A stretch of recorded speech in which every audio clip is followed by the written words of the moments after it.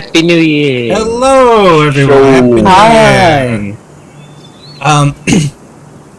Hi. So, welcome everyone to the first episode of Aroria Origins. My name is Daniel Hodges, and I'll be your game master for this special short series that we're doing here on Ink and Lyre. So, it's going to be super duper fun. This is the first episode of 4 or 5. We're going to be pursuing and going down the storyline, highlighting some of the old lore of Aroria, a Stargazer's Guide to Aroria, and super fun with the Ascension of Masters of the Weave. So I've got Brandon, James, and CJ, Raina, and Max, and all of these wonderful people here to help me and help us kind of bringing clarity to this time in Aroria's history. So, very excited for you guys to all join us, and we're going to share the story together. So, a couple announcements before we get started. Number one, we want to thank all of our partners. So, we have many partners here at Ink and Lyre, one of which is 9 Realms Gaming, if you're familiar, which is Command Realms in the chat for all of you who want to see it. 9 Realms Gaming makes the best gaming accessories that the Realm has to offer. They use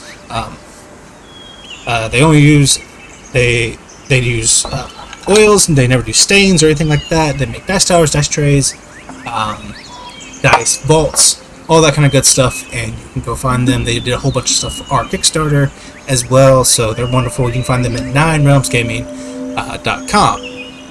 We also want to shout out Tabletop Audio. Tabletop Audio is one of the many resources that we use here. You can support Tim on Patreon with that, command TA to go support Tim and all the sound sets that we use in our game. We also use Sirenscape as well to get all the sounds that you're hearing now, which should be some like very quiet kind of birdie sounds. But I'm going to turn those down for just a second. We want to also shout out Mithril Armory. Mithril Armory is Command Myth. They make dice. They make dice. They made these wonderful Dragonheart dice in their last Kickstarter, and now they're doing another Kickstarter, which is for Morningstar dice. They're also lovely. I believe we're going to be giving some away here on this channel. Maybe Monday, maybe later. I don't really know. But you can follow us here. We'll let you know when we are, because we give away dice and all kinds of stuff all the time on this channel. Speaking of that, speaking of following us and subscribing and all that kind of stuff, please do. You can also find us at Command Socials on Twitter and Facebook and TikTok. Obviously here on Twitch as well if you want to catch up all the action. On Mondays for Fate's End, for Short Rest whenever that comes around. I know Laura and I are about to play A Way Out. There's also some Catboy fun times happening, I think, on Fridays. I don't really know. At some point, but you can find us on all of our socials at Command Socials. Shout out to our Discord. You can go join us over there. I think that's it.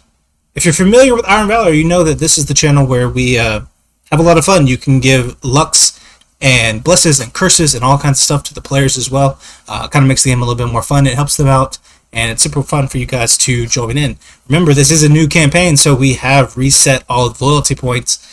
So as we watch tonight, you'll earn more of those just by watching the channel, and you can give luck to our players as well as roll on that blesses and curse tables, which we may update tomorrow. I don't know. We'll figure it out as we go. It's all kind of up in the air, right? Especially when you play tabletop RPGs, right? Anything else? Is that everything?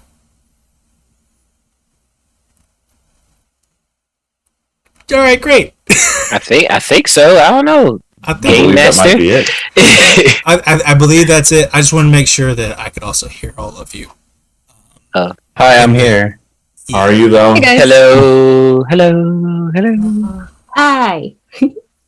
Well done. Okay. All right. Well, in that case, y'all check out this cool intro we made, and we will jump into the first episode of Aroria Origins, Tromperie.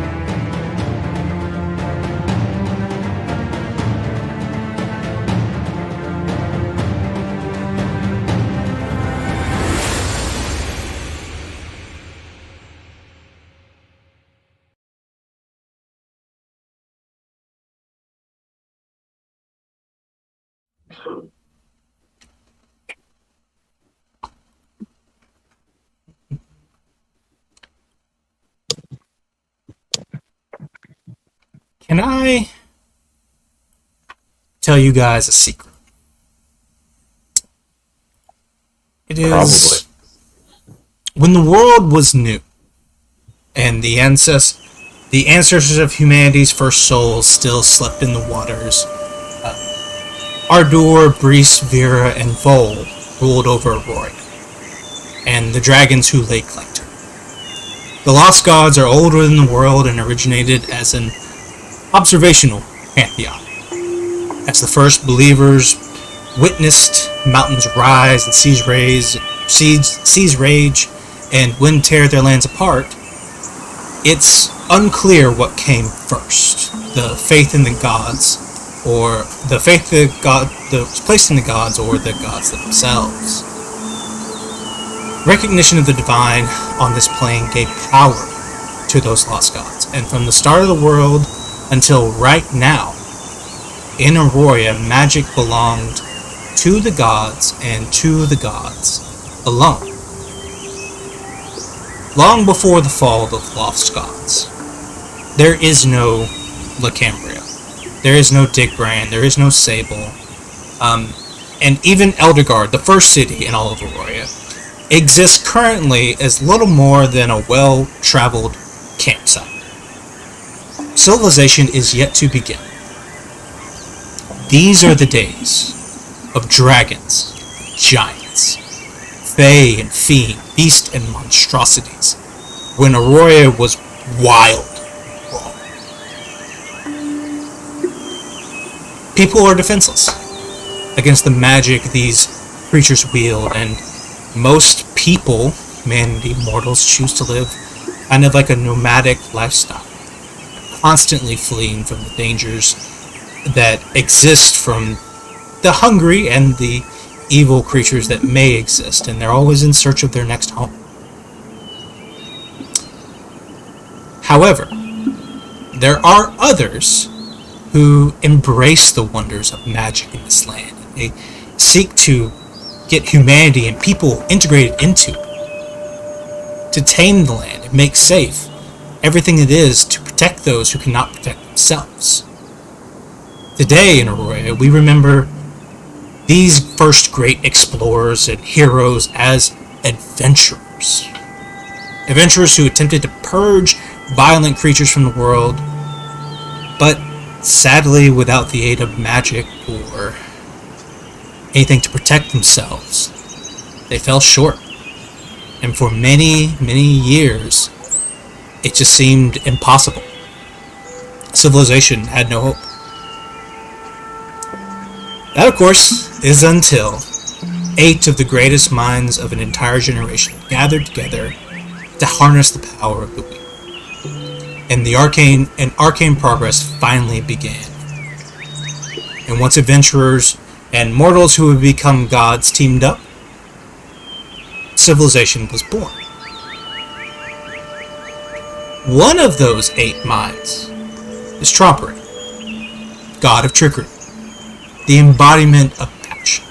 Tromperie is a favorite among magicians, storytellers, painters, and artisans of all kinds. When adrenaline and passion drive a creature into the deepest depths of their own whim, Tromperie is there to preside over whatever debauchery may occur. She loves a good lie. The more intricate, the better. Misdirection is the most valuable skill a servant of Tromperie can possess. Before she ascended, Tromperie was said to have 3 secrets that she kept from the rest of the Weed Masters. Some lost knowledge of great power. This campaign is one of those 3 secrets, told only once by those of us that were there, that are here now.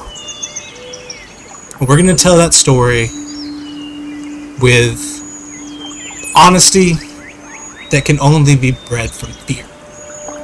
We'll tell it with fire and passion from truth. And we're going to tell it with the everlasting hope that was born by those who died to make it happen, to tell this story. It's raw, and we're going to tell it the way only a secret can be told. So don't tell a soul. Because like a loving glance shared between enemies who will become lovers, this story is just for us. So gather around, get close, because you're about to tell the secret that only Levi knows. Our adventure begins on a perfectly reasonable day around what will become farmland in modern-day Eldergar. You're traveling west down a wooded lane toward the coast. The surrounding forest is lush with new growth and a thin canopy of verdant leaves that's just kind of throwing shade all over all of you. It's mid-spring, but unseasonably cold. The frozen night on the forest floor earlier and the chilly morning may have left an ache in your back or have your joints feeling a little stiff. Fortunately, it looks like your time beneath the trees and in the shadow is coming to an end. Just ahead, it's clear you'll break through the tree line and into some grassland, into that farmland. And like passing over the state line on a road trip, there's a little bit of optimism about the next leg of your journey, right? And it kind of washes over the whole group.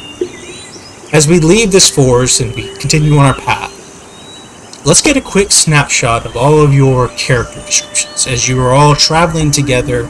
You know, let's start with, like, are you guys alright horseback? Or do you have some cart with you? Are you just walking along? Why don't you start for us, CJ?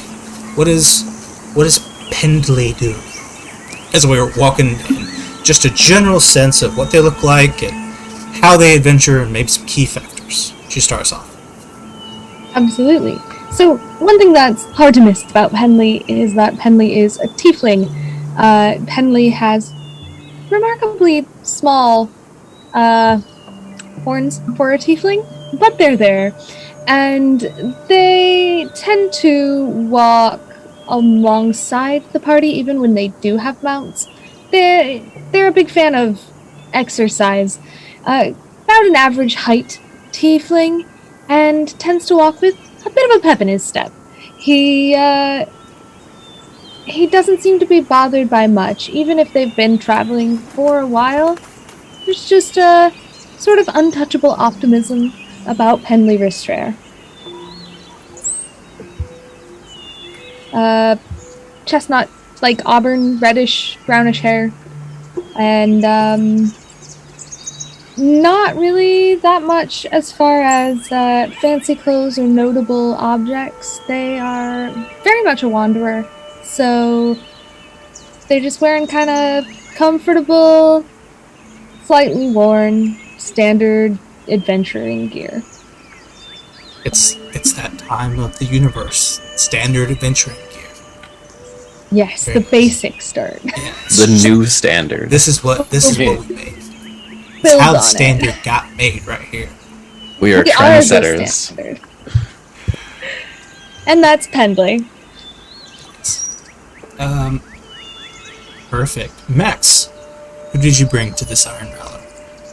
So, Alista is also on foot, but not, well, I wouldn't say not by choice, but not for exercise, for sure. Horses just don't like her. Animals don't tend to like her in general, but she's very pale. She has extreme, almost like cloud white skin, accompanied by similarly very pale hair that are braided up in pigtails on either side of her, kind of floofy. She's short, with some electric blue eyes. She's about like 5'2", I would say.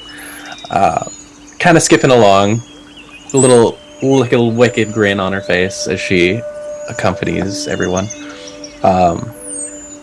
Has an air about her, and you can kind of smell it when you get close. It smells like fresh ozone, if you know what that is. And She is clad in like a fairly simple like blue robe. It's silky and it's nice and shiny, but there's nothing too crazy about it except on the left chest there's this one patch. It's very intricate and very strange looking. It definitely doesn't look like anything human or dwarvish or elvish. It's just kind of wild. The patterns. They don't seem to have any clear meaning or purpose to them, but they're there. What about you, Raina?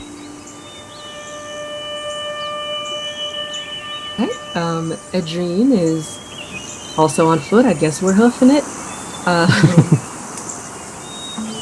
Adrene is a rather tall figure. It's very hard to tell what Adrene looks like. She has her thick leather armor and gloves, boots. Pretty much everything about her is covered. And on top of that, she has like a kind of gray, silvery cloak that kind of bleeds darker toward where it drags along the ground. She also wears like a headdress, and everything is covered except for her silvery gray eyes. Although if you get close enough, you would swear that there's something under there. Like, is she holding a light? Is there something shiny in there? What's going on? And you can also, if you get really close, hear her constantly talking to herself. Or at least you're pretty sure she's talking to herself.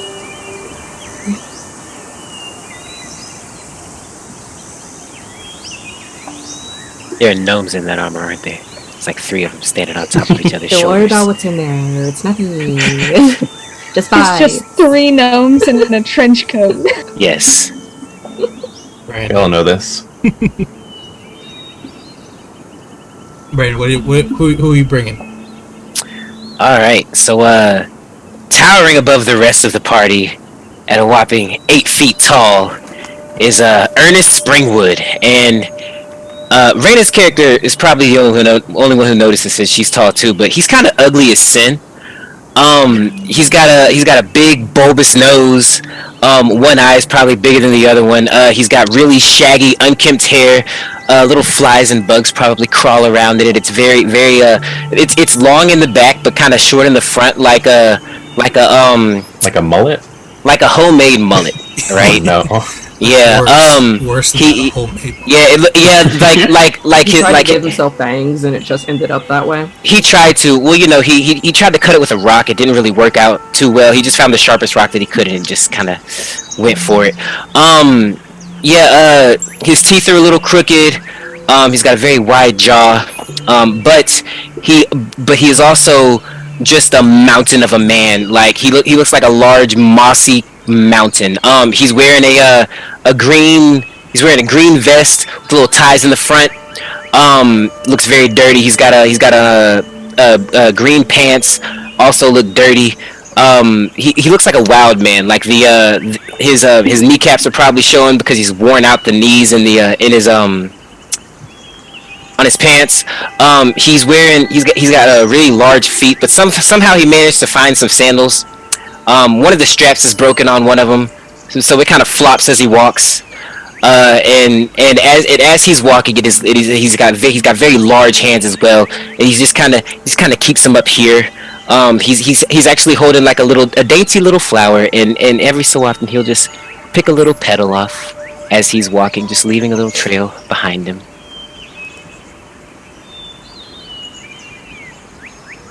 A big sweet man.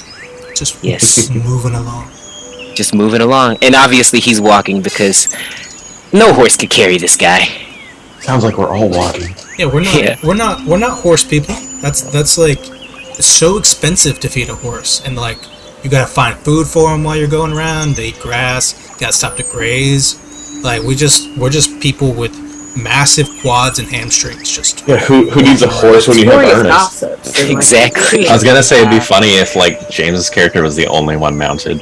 I am the only one mounted. Thank you very much. Oh yeah, okay. What you got, James? All right.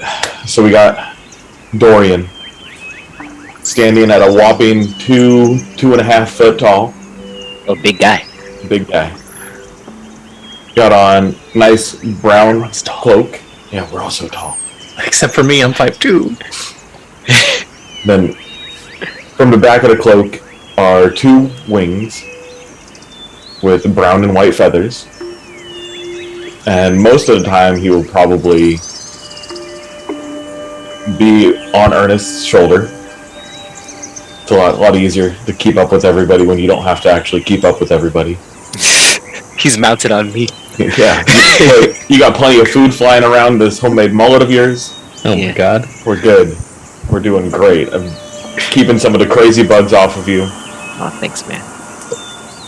But that's really what he's doing. He's just a little bird man, rocking it with the party. And don't worry, you're 5 foot. He's still got to look up to you. Unless he's flying. Unless he's flying. True.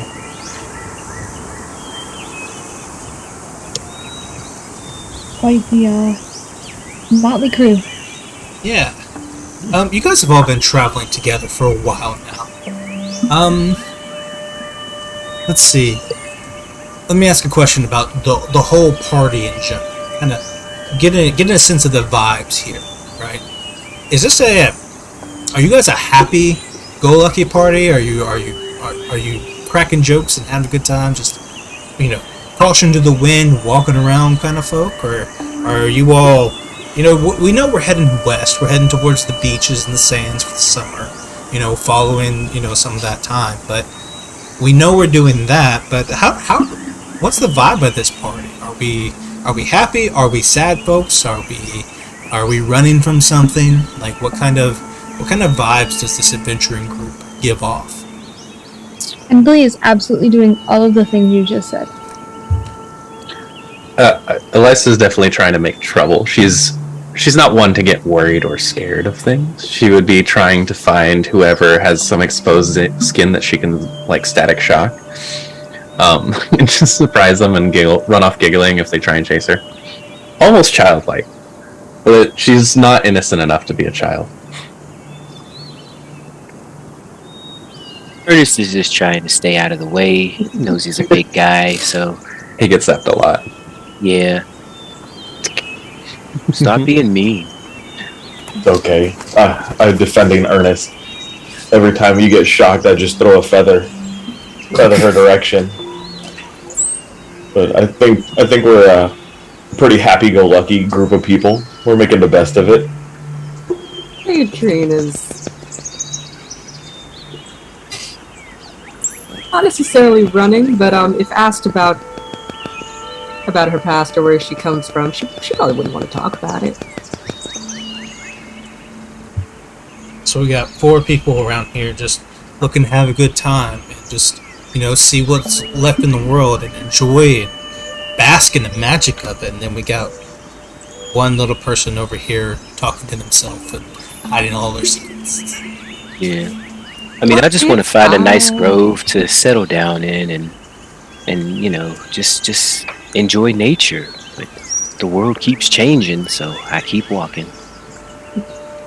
We need you. We need a big meat shield. You're not just a meat shield. No, he's funny too. Yeah, He is funny. very funny. It's not as Like funny a as me, walking though. buffet. Oh, you guys. Funny sometimes. You have to admit that. Mostly people just want me to reach up to the top shelf for them, so... That's okay. I can fly. Thank you. I definitely can't fly. So the top shelf would be great. Thanks. What shelf? As we're continuing to follow along the path, and as we're this happy-go-lucky set of adventurers, as you follow along the path, you get to the river. I say the river because one day the cartographers and the people who map Aroria will call it the Langland. But right now, there's one river. It's the only one you've ever seen. It's the biggest one there is. As you break out of the woods and into the clearing, you can see the river is wide and kind of fat. It's like, when I say river, like I'm talking about like the Mississippi River. Like it's 200 yards across. Huge piece of the river.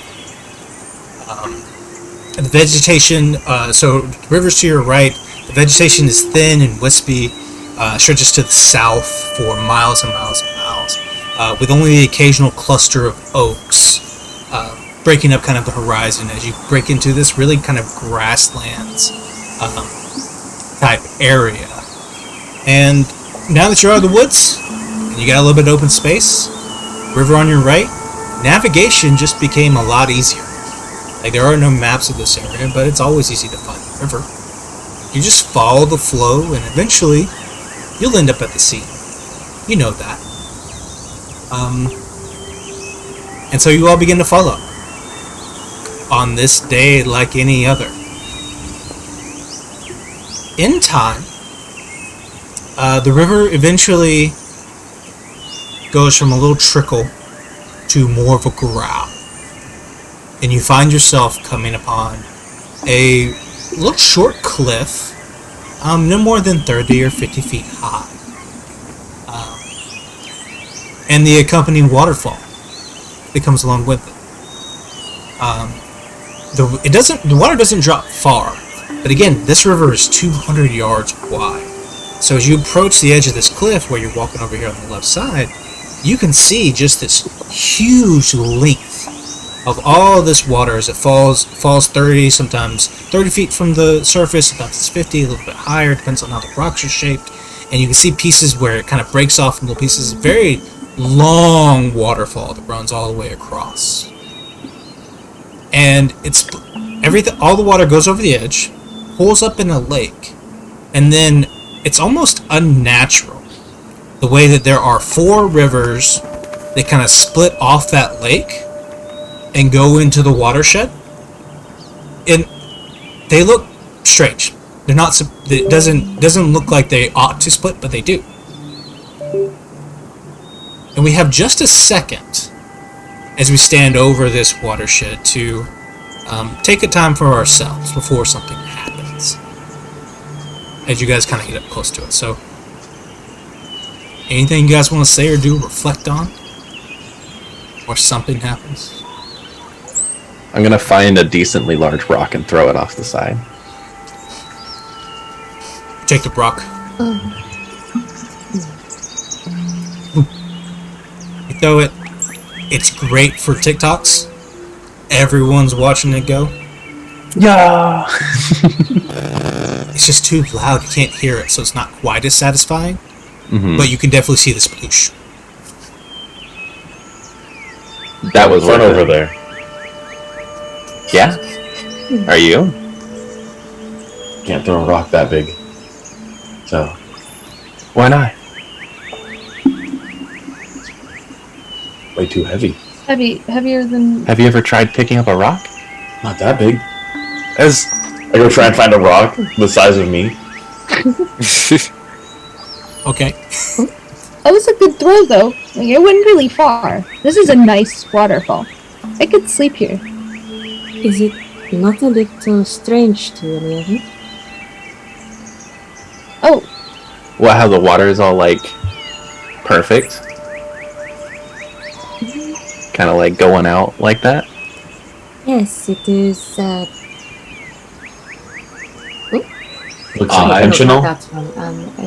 Oh, sorry. What? intentional. The doors. Do you think someone, like, dug it out? Could be. Could. This would take some time, yes. They'd have to be really bored. I have a really big spoon. Or He's magic. really motivated. Guess, yeah, motivated if not bored. But definitely something. Yeah. Can I make He a definitely nature? didn't have anything better to do. Can I make a nature check about this water thing? Yeah, you certainly can. It's weird the way it's definitely noticeable because, like, I guess I would say it's for sure noticeable. Nature check definitely works. Sweet. Let's What'd do you that then. Hang on, I haven't rolled it yet. Bow. I got a 5. 5? Yes. Well, Ernest, it seems like the giants who ruled this, that used to live here, like used to just drag their walking sticks around, and that's why it runs like this. Well, guys, it seems like the giants who used to live here drug their walking sticks around while they were walking, and maybe the water just kind of went with the flow, you know. Oh, so they were walking next to each other, and did they walk into the sea? History check that. What kind of giants were they? That sounds like a really big giant. I've never seen a giant that big. How many giants have you seen? Hey, my father was a Like- pretty big giant. 2? Adrene would love to history check this area. Yeah, sure. AoE history check. Excellent. 23. 23. Erdine, you know that that giants still roll all over Aroria today. The hill giants that are most, but the most of the giants do not live in this particular area. There are a lot of hill giants further to the east and closer to the mountain foothills, and specifically there's a large, I guess, community or tribe of frost giants to the south. But this particular area, there isn't enough food for giants to really live here. So you're 100% sure that these were not made by giants, because there's no giants don't live out here. I would say that with that kind of check, it looks like you can see that there's a lot of texture or hill to this area, right? Lots of rolling hills and things like that are in the surrounding farmland. Where this lake hits, it looks like it's the highest point of elevation, and that somehow the lake was perfectly flat. Because it looks like the lake is it's almost like a delta as it goes out, right? But for whatever reason, it looks like this is just a perfectly flat area, and that sometimes this could occur. But it looks weird. I see.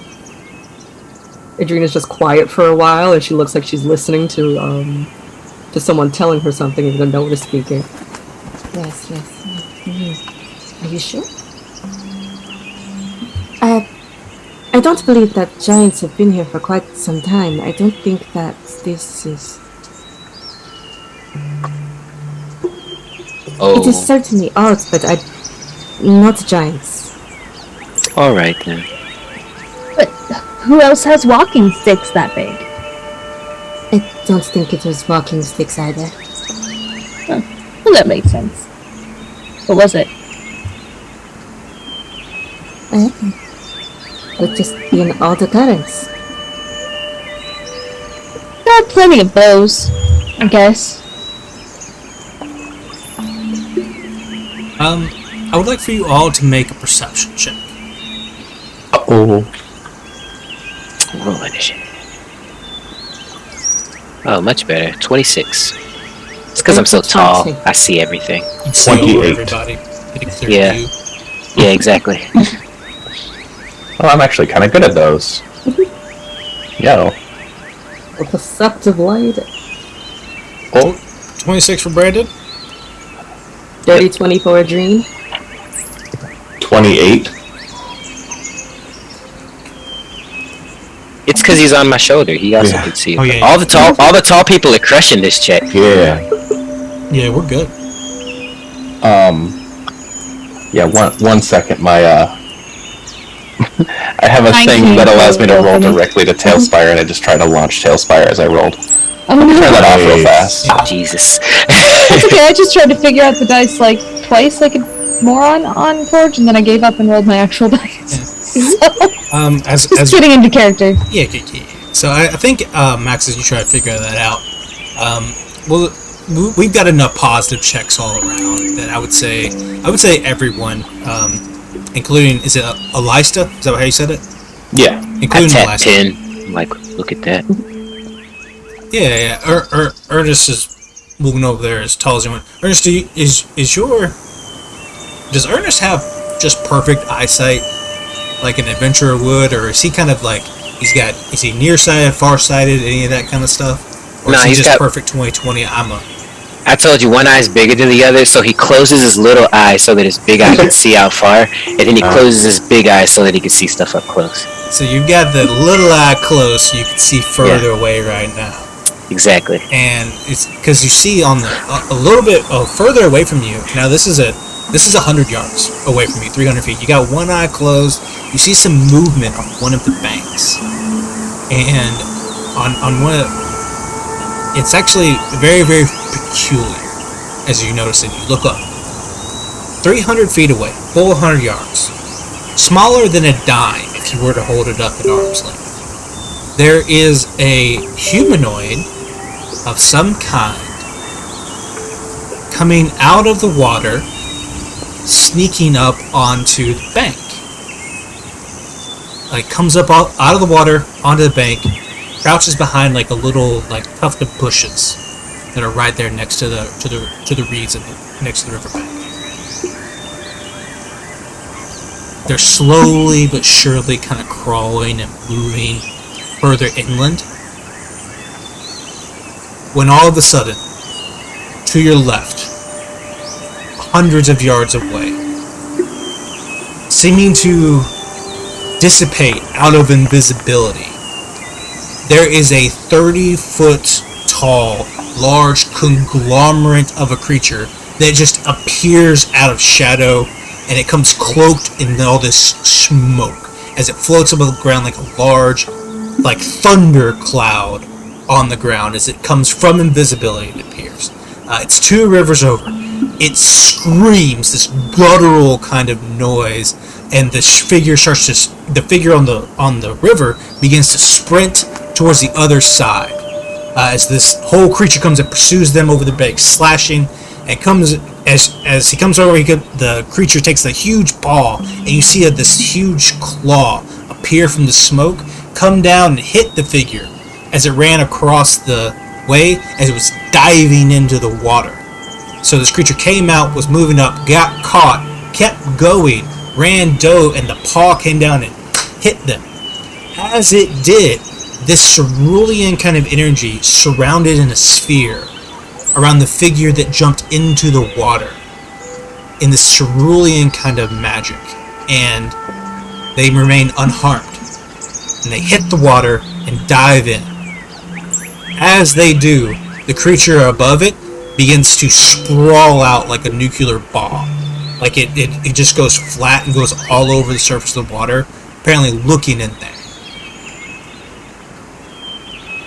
And that's when all of its you guys see 2 little gold eyes come out of the smoke and look to where you guys are, and we're gonna roll initiative as it begins barreling through the wind towards you. It's like a storm is coming at you, and the wind hits you strong in the face. We're gonna roll initiative real quick.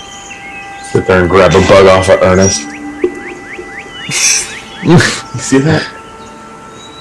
I think it's coming for us. Enjoying watching, but I think we're going to be doing this now. So, and Penley is reaching for I'm grabbing another snack real quick. Let's see. Alright. I'm gonna put you all right here. Know that you are on the surface, you're on the cliff, about 40 feet up. And then here's the creature as it came along.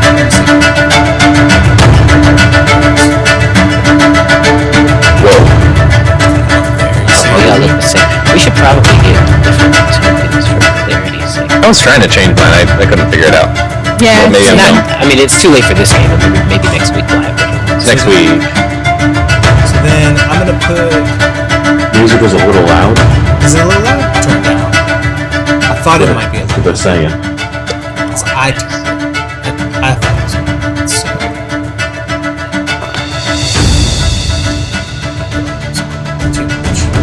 Okay. Y'all go ahead and roll initiative. I got a 13. Yeah. Six. I also got that hot for 6. Yes. Oh, go ahead, Jay. 25. Awesome. I did not want to have to go first. Right, Anger Owl is charging you. It'll be a 16 for me. Sweet. Okay. So 25, 20? 25. 25 for our dear Dorian. 15 to 20. 16. That's below 15. Richard did better than you guys did. Oh. Oh, no, he didn't. Haha! 10 to 15. 13. Apparently the music is still a little bit loud. Yeah, I'll turn it. Dang. Doom, doom, doom, doom. It's badass though. I like it. It's so loud. Okay, here we go. Ernest. Enemy. A dream, what'd you get? 6, my dude. 6. And Pendley? That's a 6. Also a 6. Yup. Who wants to go first? My dex is +2. I don't know. Alright, yeah, go ahead. We'll do Penley, and then we'll do Ardeen. Bring Alrighty. up the rear. Alrighty, let's see. So top of the round. This creature is this creature is hovering over this portion of the water over here, and it's spread out. Its eyes have come over. Dorian, you got initiative. What would you like to do? You're all the way over here. So far away. So much I know. water. And we're 50 feet above it on a cliff, right? Yeah, you guys are like 50 feet above it, and then there's 30 feet or so. Then there's water. There's a big lake underneath you, and then 30 feet down, but you're on top, safe. Wait, right how now. big is this thing coming at us? It is like 30 feet wide, 30 feet tall. It's a huge cloud, cloaked in shadow, and then you can see inside there's something moving within the cloud itself, or it appears as though. What are you doing, Dorian? Nope, I know how this goes. Let's Does go. it look like it's coming? It's going to be coming towards us. It has got his eyes locked on all of you, and it's heading your way. Let's go. Well, that rock that I want to go find, I'm going to hide behind it and wait for this thing to get closer. Because I'm not going to go into that water. Not going into the water. Not going into that water. I'm going to hold an action. Okay, Wait for this thing to get closer. so where are you? Are you moving at all? I'm going to move closer to the edge of the waterfall. Okay. Alrighty. We will say that area where you're standing right now is the cliff face as you move over, and that's where you are. You're holding an action. Is it like an attack action, or were you holding? Attack action. Okay. Alright, that will end your turn. Alista. Hi. So, how far, for the purpose of range, how far is he from me? From you right now, Mm-hmm. the closest point to you is about 90 feet. 90 feet. Cool. Mm-hmm. But you see, there's like something in the thing to aim for? Like a... It is a huge cluster cloud. It's all one creature. Gotcha. Go ahead and give me a religion check, Alesta. Okay. Real quick. I'll give this as a... Normally that's a bonus action. I'm going to give it to you as a free action because of where you're from. Let's go. A whole +0? Solid. Pow. A 12. Gosh, this thing looks elemental in It nature. does. Very much so. I would say that if Alista was ever told stories by parents or grandparents or any sort of familial bond on where they're from on that plane, then she would have heard stories about something called oh my gosh,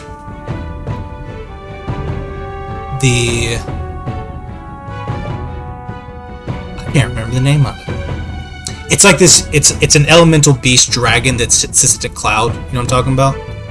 Okay. And it's a huge like world-eating creature. It would remind her of that. I'm gonna look it up real quick as we figure it out. So it would. I'm gonna look it up real quick, and you tell me what you're doing on your turn. Okay. Well, I guess I'm just gonna go ahead and get going with this then. It's within range of this, so I'm gonna cast. Well, Elisa's gonna like look at everybody else first and be like, "That thing might be really dangerous, and I want to blow it up." So she's gonna move away from everybody, about 30 feet over along the cliffside. Okay. Get a little bit closer. So and when she's gonna, if you head that way, you're going to be moving into the water along the top of the waterfall. Okay, so how far can I move without getting in the water? Yeah. So I don't get thrown off. You could be probably where you were. Okay, Unless you can fly or something. got you. Wait, can you fly? I can, but I have to do things for that. Okay, never mind. I'm not gonna do it yet. The main idea. Okay, cool. So she's gonna reach down, and her arms are gonna go like fiery blue almost, and this huge 20-foot radius sphere of storm is gonna form around this thing. And I'm gonna attack with it. Cast Storm Sphere. Storm Sphere on the creature? Yes. We'll put that a little right bit there. in front of it, so it'll be like it'll have to move through it if it wants to get to us. That's a 20-foot sphere, right? Yes. Alright, let's make another one. Bonk. Ooh, that's way too big. Cool. It's so big that like it. So we put it right there. It's in it. Does it need to make a save or anything like that? I'm about to attack it with it. All right, go for it. Let me just see. Cool. So it's kind of in the storm, so I get advantage on it. It says, which is pretty dope. What do you mean? It's in the like the creature's in the storm? Yeah. Is it kind of? It's like halfway. Sorry. It would be more I put it half accurate. inside of it. It would be more accurate to say that the storm sphere you created is in the creature. Oh, it's that big. It would envelop the entirety of the storm you made. So for that reason, you can't really miss with it per se. So you can have advantage on the attack Okay, let's go. because it's like it's everywhere. Got you. It's just that huge. It would engulf the entirety of your thing. So with advantage, double 15 is cool. Nice. Does a 27 hit? 27? Yes, that does 24, hit. sorry. I miscalculated wildly. 24. 24? 24 still hits. Cool. It's going to take 4d6 lightning damage. 4d6 lightning damage. Be a total of 18. 18 total. Alright. So with 18 damage hits this creature, and it just kind of explodes directly out from the storm sphere that you've made, and you guys can all see this creature that was starting to turn invisible as it came towards all of you. As it hits the storm, you can see the whole thing lights up. It's like heat lightning. It glows this bright red and blue all at the same time. Elisa, you feel as though it doesn't do as much damage as you thought. But it is effective in some way. Okay. Got you. Bonus action. Bonus action. Great question. Do I have any cool ones? Not right now.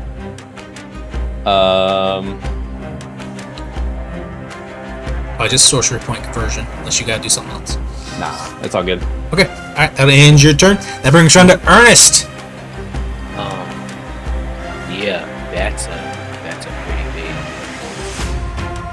big creature. And I am super far away. Ernest looks kind of scared. Pin, what do we do? Penley's like, was grasping for quarterstaff and then realized that they can hit things with their hands and stop doing that, and looks over at Ernest and goes, I don't know how to hit something that's a cloud, Ernest. I'm trying to figure that one out. I mean, you have magic weapons, right? Just hit it. I've never fought a cloud either. Ernest is gonna hold his action as well. Okay. All right. Thanks, guys. You're gonna move it all? We're on a cliff, right? Yep. About Can I 30 move feet. 30 feet. Can I move 30 feet in the opposite direction away from this thing? I guess. I mean, if you No, I'm want to good. not be a hero, I mean, you can not be a hero if you want. I don't know. Give me a couple of turns. We'll see. We'll see how it goes. Okay. I'm just gonna hold Seems for fine. now. Okay. Sounds good. Now that brings us around to the creature. The creature is going to push the action. So it begins to move towards all of you in a flurry of. Go ahead, Alistair. It needs to make a strength save, and the storm sphere is also difficult terrain. It's difficult terrain. Yes. Dope.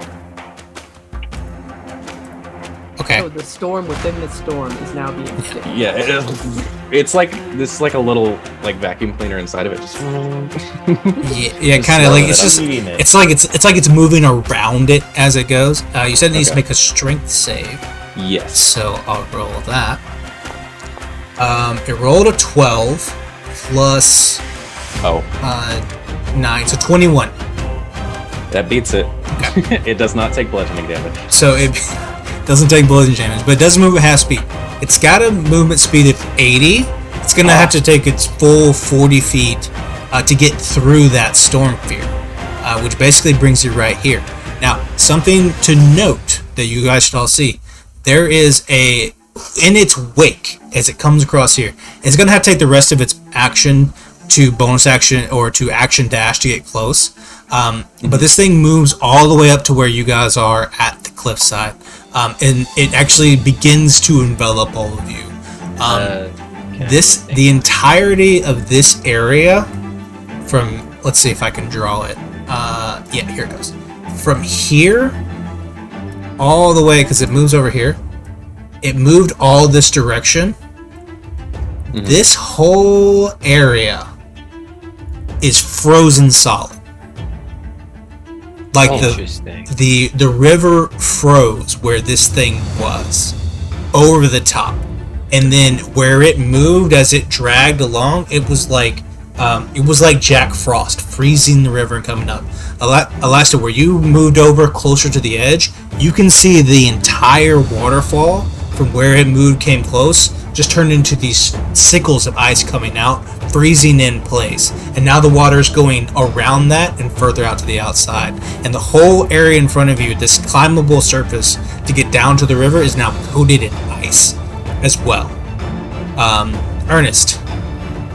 Yeah, so seeing that this thing appears to be an ice elemental, Ernest is going to the little flower that he was picking before. He's going to take it, and it's going to start smoking, and then smoldering, and then singeing, and then he's going to toss it out in front of the party, in between us and this giant icy smoke monster, and cast a wall of fire as it explodes into a torrent of flames and just covers all of us. Okay. Okay. A wall of fire explodes out in front of all of you. We'll say we'll put it like right here, Yes. ish, because that makes sense. Actually, it's a line, so that'd make more sense to do this. So right there, pure boom, right in front of this creature, facing it, so that it needs to make a dexterity saving throw. The fire comes out and smashes this thing. For its dex save, it rolled a natural 2. Awesome. So that is going to be a 9 total. That's gonna fail. Okay. With this fire damage that comes in, it's going to use its legendary resistance to choose to save from this. Go ahead and roll that damage. Okay. Wow, let's go. 5d8.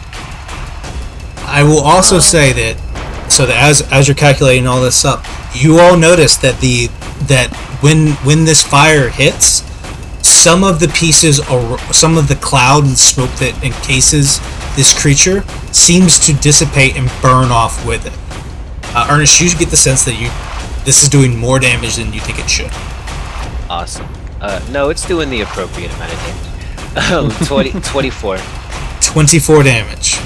Yeah. Double to 48. Awesome. Alrighty. Awesome. So it moves over here, has to use its action to dash, gets here, and you all kind of end up enveloped by it. When it finishes its turn, it's right there. You can all feel the cold coming off of this thing. That'll end its turn and bring us around to Pendley. Pendley, start of your turn. You're in the creature's space. Go ahead and make a con save for me. Fun. I love that. I know. I don't think it likes fire, guys. Noted. Oh, yeah. That's a 2. That's a 2. Only 2. Alright, with a 2, you take a measly 5 points of cold damage. Oh. Could be worse, okay? Jesus, I thought he was playing. Yeah, when you said measly, I was like, I'm actually I was like, about so to die. 60. A measly This will be a 32 record. points of damage. I'm Alright. measly knocked unconscious. Alright. 5 damage. There we go. So Pendley, I want to set the scene for you. So as you coming up, as this creature's come upon you, it throws everything the whole way to you. So there's like this. So the waterfall comes down. It goes down over the cliff here. You can run backwards, of course, if you want. But this creature's right in front of you. It's come up to you, attacking you. You know all of these things, and you can still see that you can go. You could go right. You could go forward. You could do whatever you want to do. Where you go, or what do you do? Penley is kind of like, okay, that's cold. That's not good. I don't like that. Okay, somebody riddle me this, right? It was looking for something, right? Which means it needs to use its eyes. It needs to use its eyes, probably. I think it needs to use its eyes. And Penley is going to cast Darkness, it's a 15-foot area, so it's going to aim for whatever appears to be the center of this creature, wherever those eyes were. Yeah. So we will say that it's the whole creature, right, is its own thing, and the eyes are, and it's a very strange sort of elemental like creature, and the eyes move around in a very, very strange sort of way. So they could be anywhere necessarily, but you place it in such a way that you feel confident. No matter, it's like you place it like it would be a tree, as like all you guys are behind the tree. It can't see you because the tree's in the way, so you block its line of sight towards all of you and give all of yourselves total cover in that sense. But it cannot. Where it is now, where you managed to place this darkness, it cannot see all of you. Okay, great.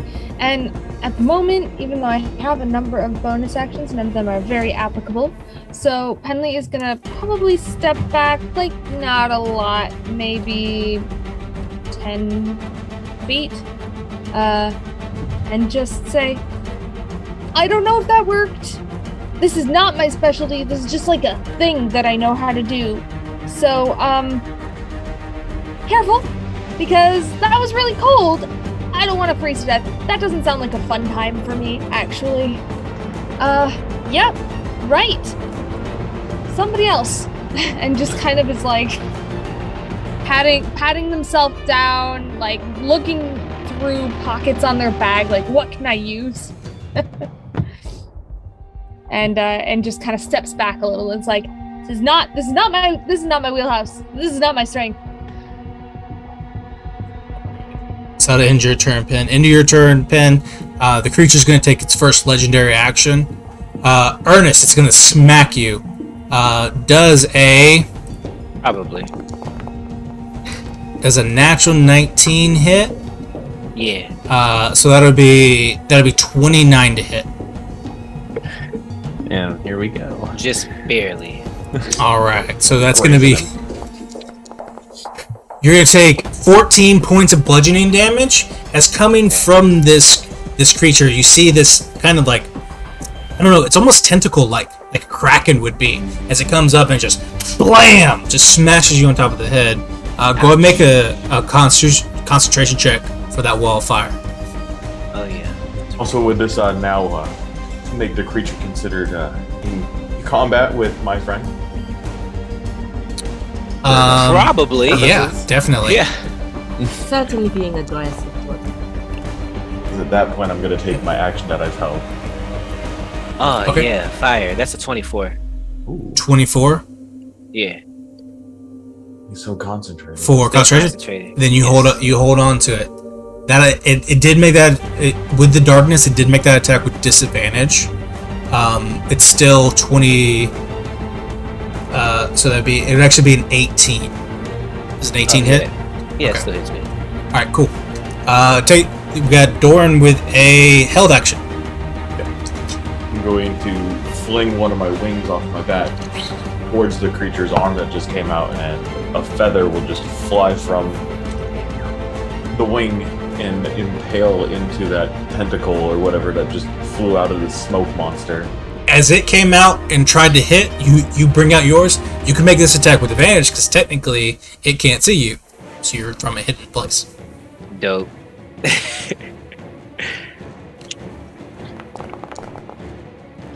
I like this. Oh. They're beautiful. Lord, thank God for the advantage. What is that? 15. 15 On the total. high. Yeah. Fortunately, 15 total will miss. Yeesh. At least it wasn't a natural one, but it was.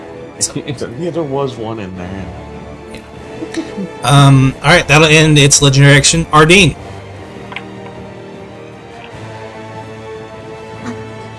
Right, yes, Release the nose. I need to respire, but I can't. What? Oh, no. She looks like frustrated before she just pulls out a crossbow. Like, I will shoot it. And And she just like aims for an arm, anything that looks more solid than a clown. I'm just gonna try and shoot it.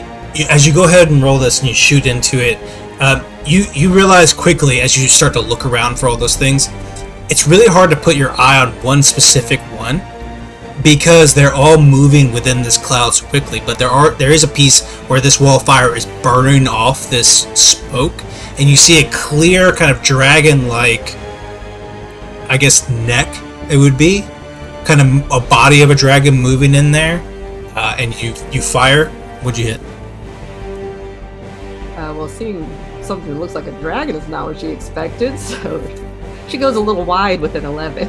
With an 11, it is a little wide, and it misses that one entirely. It hits a different one, but this one's at a weird angle. It hits the dragon scale and moves off and flies off. I think there is a dragon in there. Bonus action? Yikes. Bonus action. You also need to make a Constitution saving throw.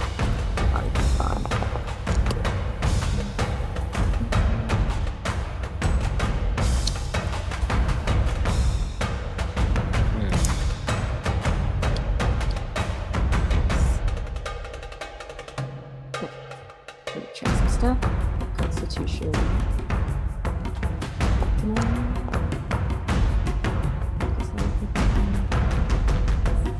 Okay, 16.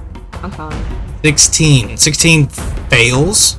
Unfortunately, you take 6 points of cold damage. It was a sunny day. I not wear my boots. It was a sunny day. I thought it would be nice. Well, Right. I don't Bonus. think anyone could have expected a cold dragon, an incorporeal cold dragon. This is a new one. An elemental cold dragon. That thing. Yeah, that thing. Okay, she just kind of adjusts her stance and shoots again for 15. For 15 to hit? Yes. Now this with advantage because it can't see you. I did not do advantage on the arm. Okay, that is worse. Worse? Okay, then that also misses. Alright. Not my day. It's okay. Ooh. All right. end of your turn, it'll come back. It's end of your turn. That brings us to the top of the round. At the top of the round, back over here, where the original kind of where the creature originally was, coming up from behind the ice on the far side. Those of you with any kind of light or any kind of sight would see coming up, pulling from under the ice. You would see the figure as it pulls itself up and out of the water around the ice, and it scrambles back to the shore. The figure then yells out across the lake to all of you that are over there, and it just screams like, "Run! Over to the campsite! Get the spear!" How big is this figure? It's a regular person. It's a regular person. That's a regular person size. And that will end that turn. Top of the round, Dorian. You're about to go, but before you do, when this person came out from the water and screamed like that, and with the wall of fire right in front of it, this creature's going to use its legendary action to go ahead and make its way at its dash. It's going to come around this way and come up towards the campsite and circle around to the creature. Now, to the figure that just came out. As it did, you guys all saw this whole area froze solid again. As wherever it moved became frozen in ice. It moved away from the attacks against it. We all could. Well, yeah, you all could technically, because it was close enough for. It's close enough to hit me. Yeah, but it has a super long reach. It was on top of me. I think Ernest on top of everyone. Those of you that were within its space and got hit, so it'd be Ardeen definitely, Pendley definitely, Ernest definitely, probably not Alistair, probably not Doran, but those of you who took damage because it was literally on you, it'd make an attack. Awesome. Let's do it. Good job. That'll end its last legendary action and bring us over to Dorian. What are those attacks? 19. 15. 19 hits, 15 misses. Oh. It's very thick. Oh wait, we get advantage, right? Yes. Okay, let me try again. That was worse. 16. You know what? Do be like 16 misses. Yeah, do be like Is that with advantage? That was with the advantage. My second roll was a 1. 8. So I think Ardeen hit. Shoot him, Ardeen. Yeah. So that is 13 points of damage. 13. Woo! Good Alrighty. job. That's some damage, yeah. Aha! Probably half, but still good job. Yes. Points on the board. Did not bring fire today. It's okay. Alrighty. Probably max. It comes around and it can see you guys can see this figure is now facing it. It's just come out of the water. As they've come out of the water, they're just soaking wet, freezing cold. Come up and they're looking at this creature. It's looking at them, and the figure has yelled, "Get to the campsite! Get the spear!" to all of you. And Dorian. That campsite way over there. That campsite way over there. That campsite way over there. Fly, little bird. I'm just gonna run and jump off the cliff and go into a nice glide. I'm gonna get 30 feet out, and then I'm going to throw one of my feathers again and see if I can get further than what my dash would get me and teleport to. Okay, dope. I'm gonna try and throw it down to that land, get a little bit closer. That's cool. You can tell. Go for it. Go for it. You gotta roll D10, right? Yeah. That is 20 more feet. 20 more feet? Alright, so where were you originally? I think I'm right here with everybody else for the most part. Yeah, so go ahead and move yourself 30 feet in, right? Your fly speed. Which one's me? Who knows? We got 30. There you go. And then you said all this is ice now on the ground? Yeah, so this is all ice. So you're going Are you going left, or are you going like to the left wall or the right mass? To the right. Okay. So if you're going to the right, you can only throw it 20 feet. So if you were trying to get to this kind of like the bottom left corner of that peninsula, feather doesn't go that far. But I can hit ice on the ground, right? Yeah. Let's say that you land on some ice another 20 feet that direction. Yeah. And then you're gonna slide another 10 feet because you're already moving. You hit the ice and slide. I want you to make a dexterity saving throw. Okay. Over there. 23. 23. So you're gonna be able to control this. Go ahead and take another 20 feet of movement anywhere you want to go. Because as you hit this ice, you're gonna be able to hit it in such a way that you're gonna hit it like a skateboarder would or whatever, and you're gonna be able to control that a little bit and get you another 20 feet. And I believe that'll end your turn, unless you have a bonus action. Roguey, uncanny stuff. Actually, the bonus action is the throw feather. The throw feather. So what's the action? The action, I guess I could dash a little bit more now. Certainly could. I can get another 30 feet up in here. If that's what you want. We're gonna try and race this thing. Okay. As you get closer, as you enter into its space on your turn, give me a con save.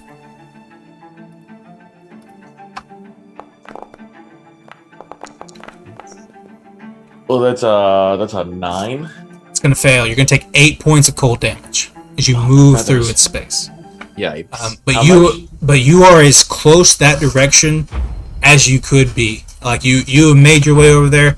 Now that you broke through that wall and you ran on the other side, you caught that frostbite on like some of your feathers, and you could tell some of them like literally just frostbit over and got all brittle. So when you reached over, they kind of broke off on your wing. Oh, that's not good. You pull around, and you can see on the far side, you see this campsite. It looks like there's a tent that's been broken and beaten down through wind and wear. All the pieces on the sides, the tie downs have all been pulled up and broken down. It looks like it's going to fall over at any second. The campfire is completely out and broken. And over to the right, directly next to the campfire, there is a huge black spot. And you can see, Dorian, when you look over, you can see there are like veins of lightning in the grass where they've all been burnt. So it becomes apparently clear to you that lightning struck this one spot. And then there's a surrounding array of lightning coming off of it that weren't burned. But this was a while back. It didn't just happen. It happened a little bit ago. But I think that ends your turn. Yeah, do you say how many points of damage? 8. 9, 8. You see that spot right here. Okay. Alright, that ends your turn. Alista. My turn? Yes. Okay. They said spear. Who's good at using spears? Eeny, meeny, miny. She will grab. I think she's gonna grab Ernest by like the wrist, and she's gonna cast Thunderstep. Oh Jesus! Do you accept this, Ernest?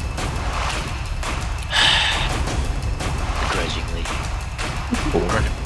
I was gonna use this when it was over here to get away from it, but now we have to get near it again. So, Ernest is starting to get used to this thunder travel. Yeah. Let's see. I would need to make sure I'm not hitting anybody else with this. You kind of moved away from it. I did. I was just grabbing you, but you were near everybody. Well, I'm a big guy. I'm always near everybody. Is there anybody that's not near everybody that I can grab? Finley stepped back 15 feet. Yeah, I think you're all the actual like physical representation's a little misleading. You're all pretty spread apart over here.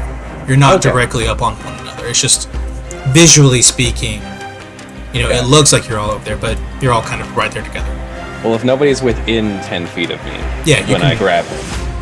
Yeah, you can make that assumption. Nobody gets hurt. So we're gonna travel 90 feet. How do I use that? Oh, wrong thing. Let's go. I don't know how to use rulers. It's been so long since I've used Foundry. You can go like That's 90 feet. Okay. So, like, that-ish. That-ish distance. Okay. Yeah. We won't land right in him. because Why I feel not? like that would be. Let's land in him. I'm fine with We don't have his I'm not consent. fine with that. This is Well, drop me off. Just That's drop me not- off really close to the curb, Yeah, please. just drop me off right here. I was gonna drop him off right next This to is it. my You stuff. can go find convenient parking later. That's fine. You do whatever you want. She teleports and basically there's just a smoking crater from where you were. Little zaps of electricity as it just fly away. yeah. This is Alistair, this is a pretty big piece of magic for something that really doesn't work well yet. Like people in Aroria at this time don't really do magic like this. So this is unique and special. What does this look like, Alistair? As she runs over after choosing Ernest because he looks like he can use a spear pretty well. She runs over, grabs his wrist, and this blue energy just envelops her skin and lights it up completely, and that starts to kind of like leak over into him and run up his arm, and they both just kind of and explode away in like a big flash with a very loud sound, I might add. You go, "Kutu!" Like 300 feet away, you could hear this. And there's nothing left but like a char mark on the ground, and like all the rocks that were nearby got like shot out. Yeah. It's just a smoking crater, and we land, and the same thing, like char on the ground. Kind of a little bit of a rough landing because it's not a very precise thing for her. She just uses it to get around quicker, but it is very jarring for sure. Perfect. So you do so, and you land where you land. You want to go ahead and place yourselves where you get to for that Yes. 90 feet. I'm on the water. So that's probably gonna. It was probably gonna take most of your movement to get over there to him, get him all caught up. You got your action, go over there. Anything for your bonus?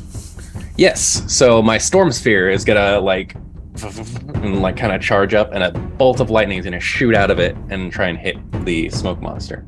So how far is the range on that? It's 120 feet. 60 feet Okay. away from. Yeah, well within. Where Well it is. within. Go ahead and roll. Cool. I don't get advantage on this one, right? You do not. Okay, that'll be fine. Does a 23 hit? 23 does hit. Cool. 46 more lightning damage. Ooh. Okay, 18 lightning damage. Oh yeah, big rolls. Again, not as much as you would think, but it's an amount. It's. I do lightning. I don't have fire. Fire's basic. I don't like fire. Fire is basic. Okay. All right. That'll end your turn, Alasta. Ernest, you have been brought through the fabric of the universe in a way that you've never done so before. Your people have some magic tree stuff they can do to zip around and do all that kind of stuff, but that's for like the higher ups and all that kind of good stuff. You just got pulled through like a pocket on the elemental plane of air and zapped in front of a lightning monster. What do you do? It's okay. It was consensual. Can I make it? Can I make it to the camp? Looks like it. Looks don't like you know can get which- close. I don't know which one of these is me. You're I'm gonna be real. You're this one. I'm that one. Yeah. Yeah. Who's the third? Looks like you could get. That's our rogue. Uh, this would be 30 for you. Okay, You can go another dash if you want to and get all the way over there. and get to the spear. But then that's just gonna. Yeah, if you use your full movement to run over there, as you do so, you don't leave the creature's range. So there's no opportunity attack. But as you approach, you see the same tent, the same campsite, and then you see the black spot that looks like it was where lightning has struck, and you see all the black pieces that come around. That seems to be a central location, and that seems to be where the figure that you saw come out of the water. That's where they seem to be looking as well. So I got an action and a bonus action. Okay, well, I was gonna do something else, but it seems like this spear is very important. So, yeah, I guess action dash to the spear. Okay. You run over to the Bonus action to location. Pick it up. You get there. That's your full action to get there. Bonus action won't let you pick this up. It's an action to do with this thing. It's magical. Yeah, you get over there, and you can see that stuck in the ground, stuck in the ground, there is a crater, and the backside of it's like if a glass lamp was laid stuck in the ground and buried.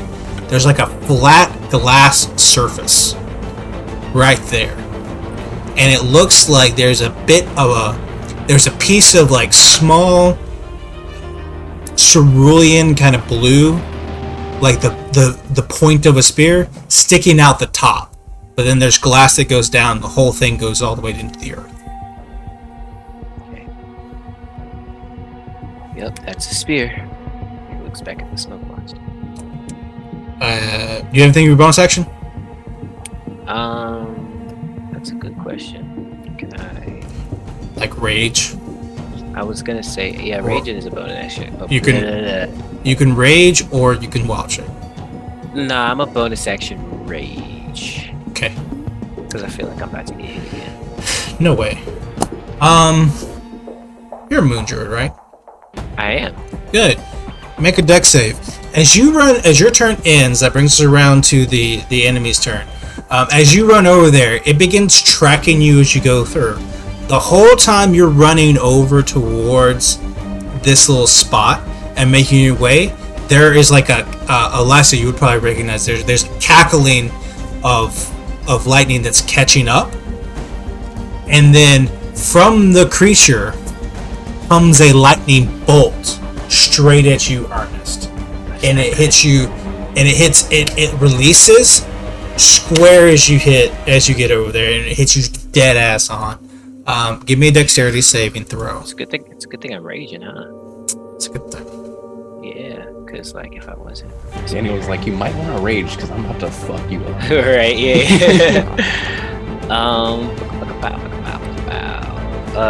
Dex save. Let's go. That's a lot of rolls. That is a 15 dex save. 15 total.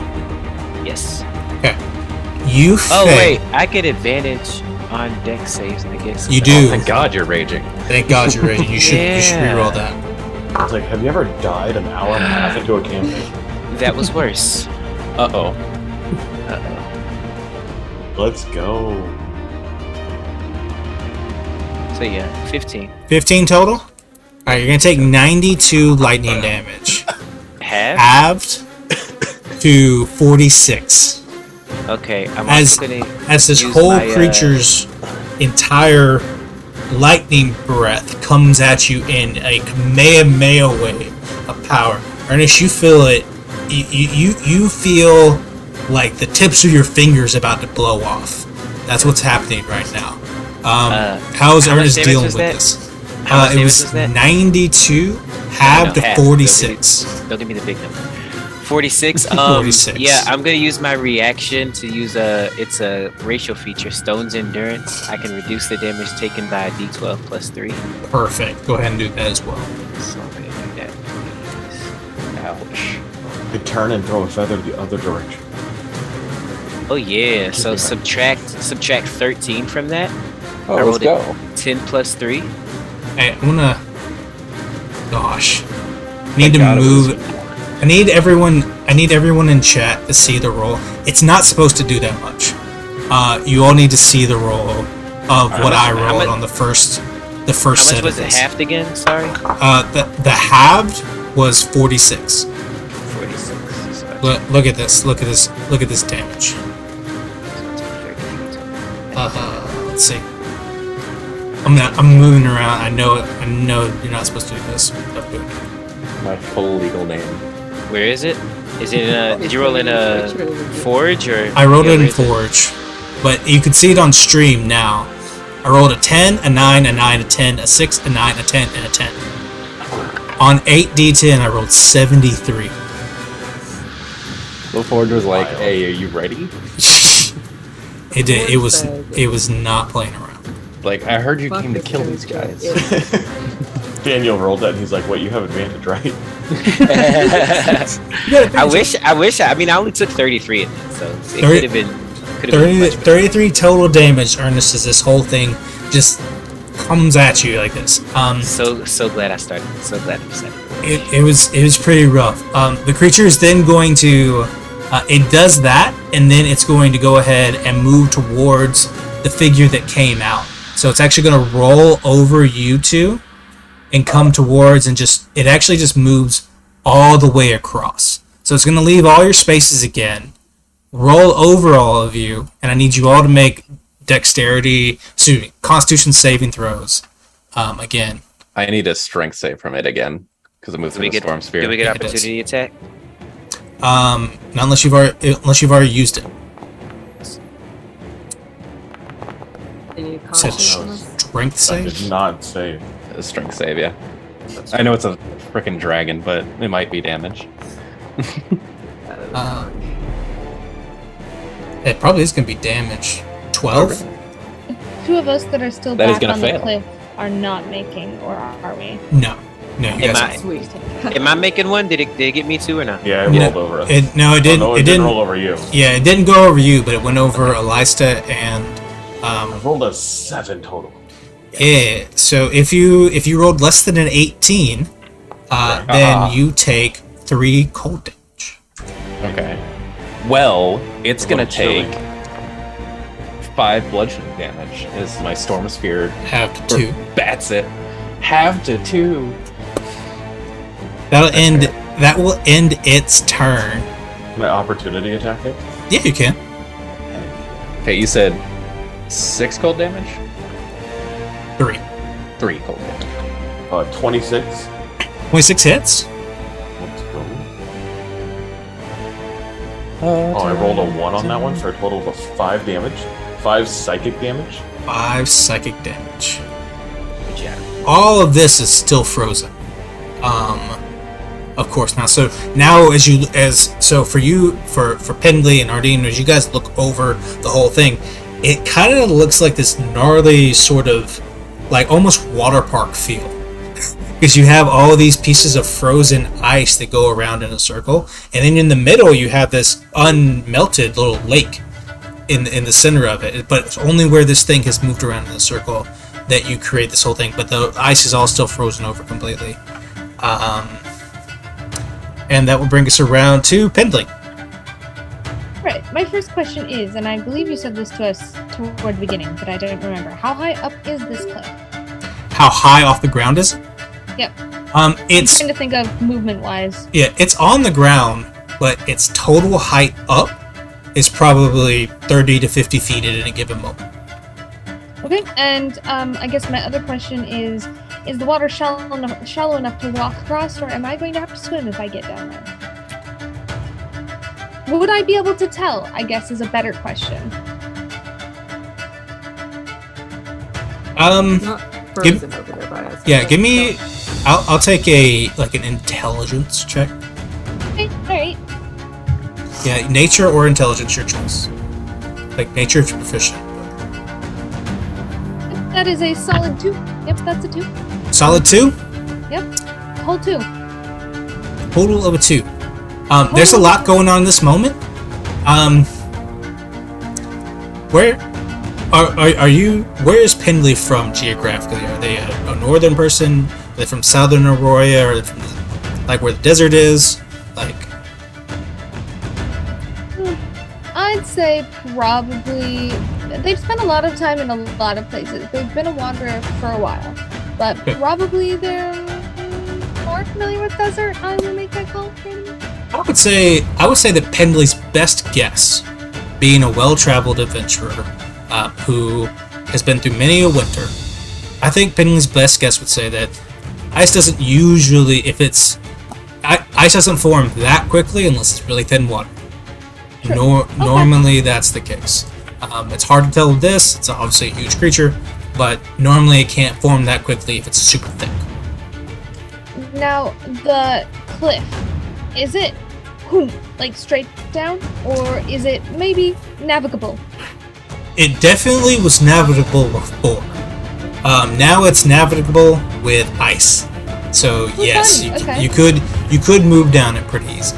Or That's what we're doing. I am going to dash, so I'm going to double my movement.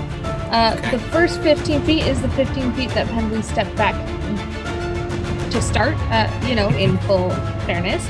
And that leaves me with 45 feet left. Do you want me to roll anything to get down this cliff? Because I think that's another, would you say, like, I don't think 20 to 30? I don't think Penley needs to. I think other people would, but I don't think Pen would. Penley's pretty dexterous. Penley scrambles down the cliff for another, would you say, 20, 30 feet? Can't you run up walls? Eventually. You're a frickin' goat. The Spider-Man theme goat. plays.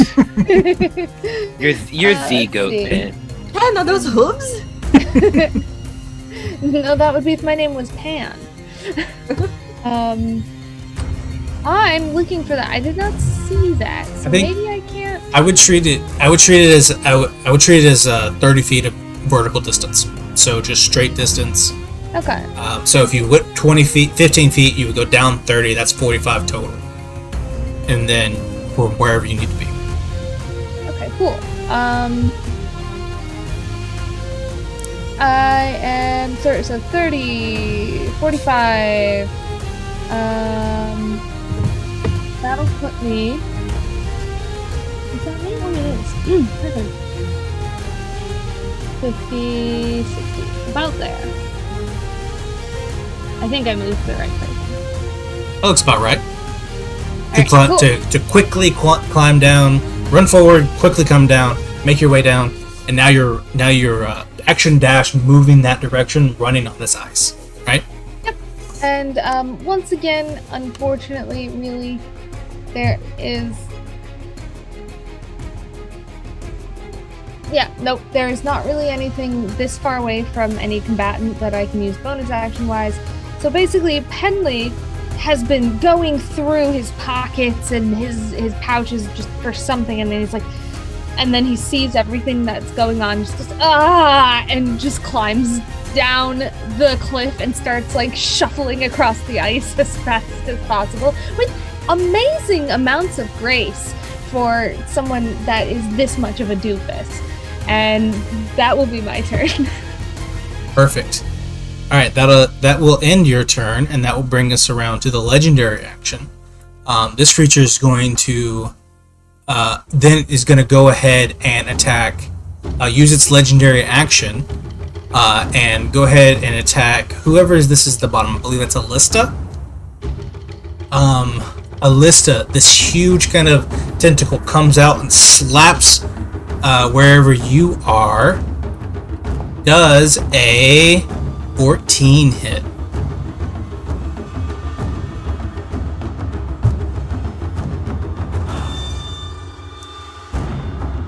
It does. Okay, I can't hear you, but your face looks like it does. Figured it out. Yeah, it does hit me. I can't wear armor, so. Perfect. That's exactly what I wanted to hear. You take 14 points of bludgeoning damage. And concentration check on the sphere if you need one. Yes. That'll end its legendary action. Ardeen.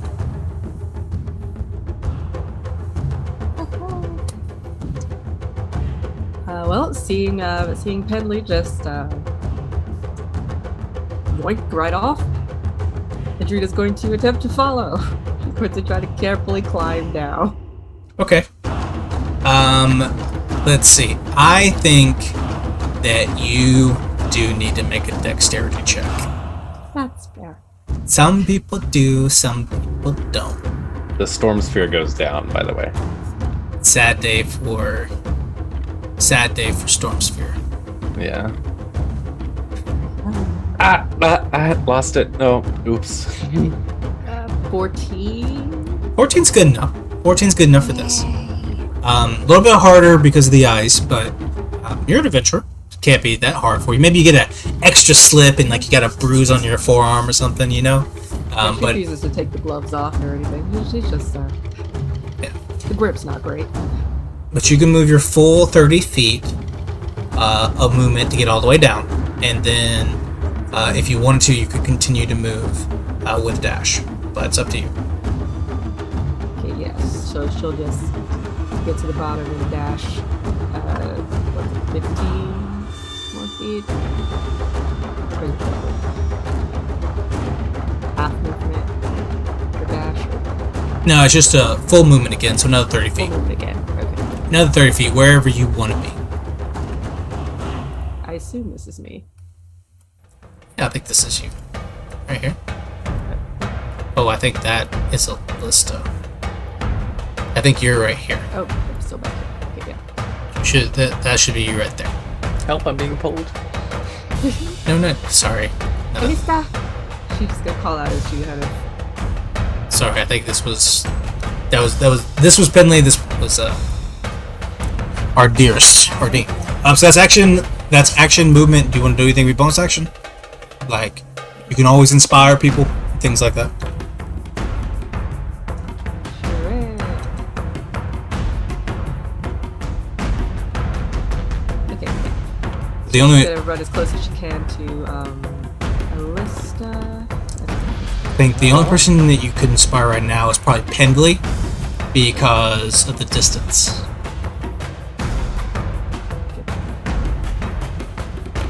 Yeah. So she will go up to Penley. And.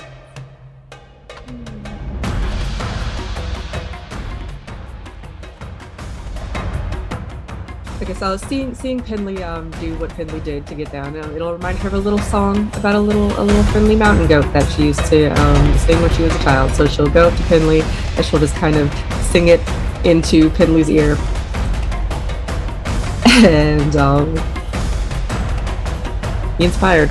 Let the Penley's little Billy pumped. goat inside of Penley. Best song that Penley has heard all day.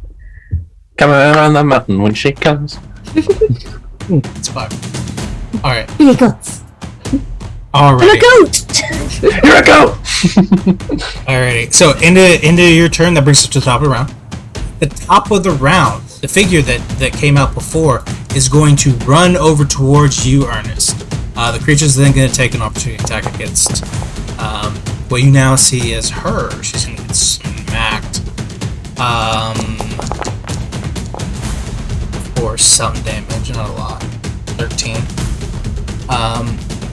As she comes sliding in over there, Ernest, you see this. She appears to be very, very much an elven figure.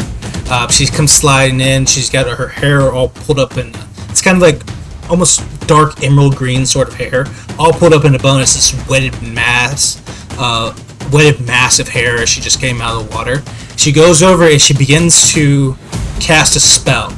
Now, Ernest, you haven't seen anything quite like this before, because you've seen magic, you've seen things in your town and or where you're from and your people, and you know that there are some people who can innately attach themselves to nature, and you did some work with the fire just a minute ago.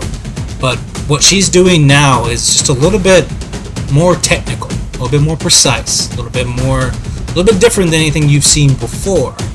And as it does, the earth around the spear begins to move. And she looks, she says, "Help me with this. Quick, pull it out, grab it." And as she begins to move some of the earth and loosen the dirt around it for you. That'll end her turn. Dorian. God. I'm gonna rush over there and go see what's going on with this spear and see if I could assist him in any way in getting that going on over there. And try and defend these two people while they do that. Okay. Do your thing.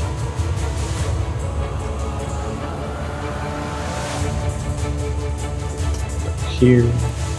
Is that me? I can't move myself anymore. That's not me. Is that me now? Which one is me? You did move you, but I've been grabbed again. We need tokens. They need Mine names. did not move. I don't know what their names actually. We'll fix that. They all just say uninjured. Not for long. Yeah, not all of them. Yeah. Alright. Are you doing any kind of attacks or anything like that? I could throw something at this man real quick while I'm here. Are you doing that, or are you taking the help action? They look like they need some help. I'm gonna. It looks like they're going to need some help. I'm gonna help them. All right, help action. You move over there. Ernest, come around your left side as your bird from Doran comes up, lands on the shoulder, and you're just looking at this thing. What we got going on here? And I grab the bug. Snack. It's a little crispy and cold. I got struck by lightning. It's extra crunchy. Oh wait, no, sorry, I'm raging. I got struck by fucking lightning! Throw a little bit of your hair out. He smells kind of funny. Thank you! You angrily sit up there and did that. Doran does a 17 hit? No. No? No. All right. Ernest, you're sitting there and you're talking to Doran and he's doing all this kind of stuff. Huge. This time it's more like a spear of kind of like ice comes flying out from the creature, and it's like a little icicle comes flying. It goes right between your face, and Doran's face, and keeps going wide. Jesus. Okay. Alista. Hi. Okay. First off, pretty crazy over here. I'm gonna backpedal back onto this ice because I don't want to be within range of this thing, and apparently it can reach forever. And from there, I think it's still within 60 feet of me. Oh, not really. I'm gonna be 60 feet away from it, so I guess right here. Okay. That'd be fine. And she's gonna, like, kind of channel her hands again, and you see this bright blue, like, just a little streak come up, and she's gonna fire a shatter at it.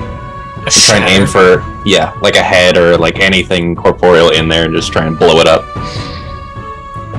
So it needs to make, I think, a con save? Yeah. Okay. Is it bludgeoning or is it thunder damage? It's thunder damage. Okay. It'll go ahead and make the con save. Cool. That will be a 27. Oh, it's gonna pass. I think it takes half damage, so that'd be half of 13.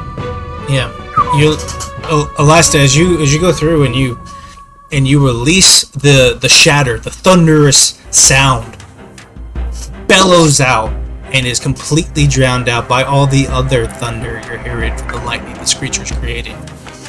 You get the sense that whatever spell you cast got drowned out in the thunder inside. Okay. For no effect. So, for no effect. Oh boy. Those are my 2 damage types. You lit thunder inside of a Storm cloud, basically. I thought it might, like, blow it away for... I don't know. Well, we've experimented with both options. Both are bad, but one's worse, so now we know what to use. I think. Do you have gust of wind? I feel like it's a good idea to have these to eliminate possibilities. It's a good Yeah, exactly. We know what we're doing. I might just bust out my big spell next turn, but let's see. Now we know what we're not doing. Throw fire at it! I don't use fire! That's not how this works.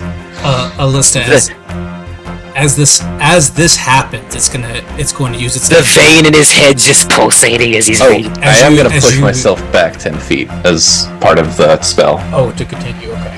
So Yes. as all this happens, it's going to move 80 feet over here. It's going to move over all of our friends over there and engulf you and everyone else. I need the 2 of you, Doran, Ernest, Alista. I need you all to make con saves. 18 or less, you're going to take 6. I'm taking 6. Or excuse me, 17 or less, you're going to take 6. 18 or higher, you can take 3. I'm going to take some of this newly formed ice and actually just start to wipe some of the char marks off of Ernest. I got a question, Daniel. Yeah.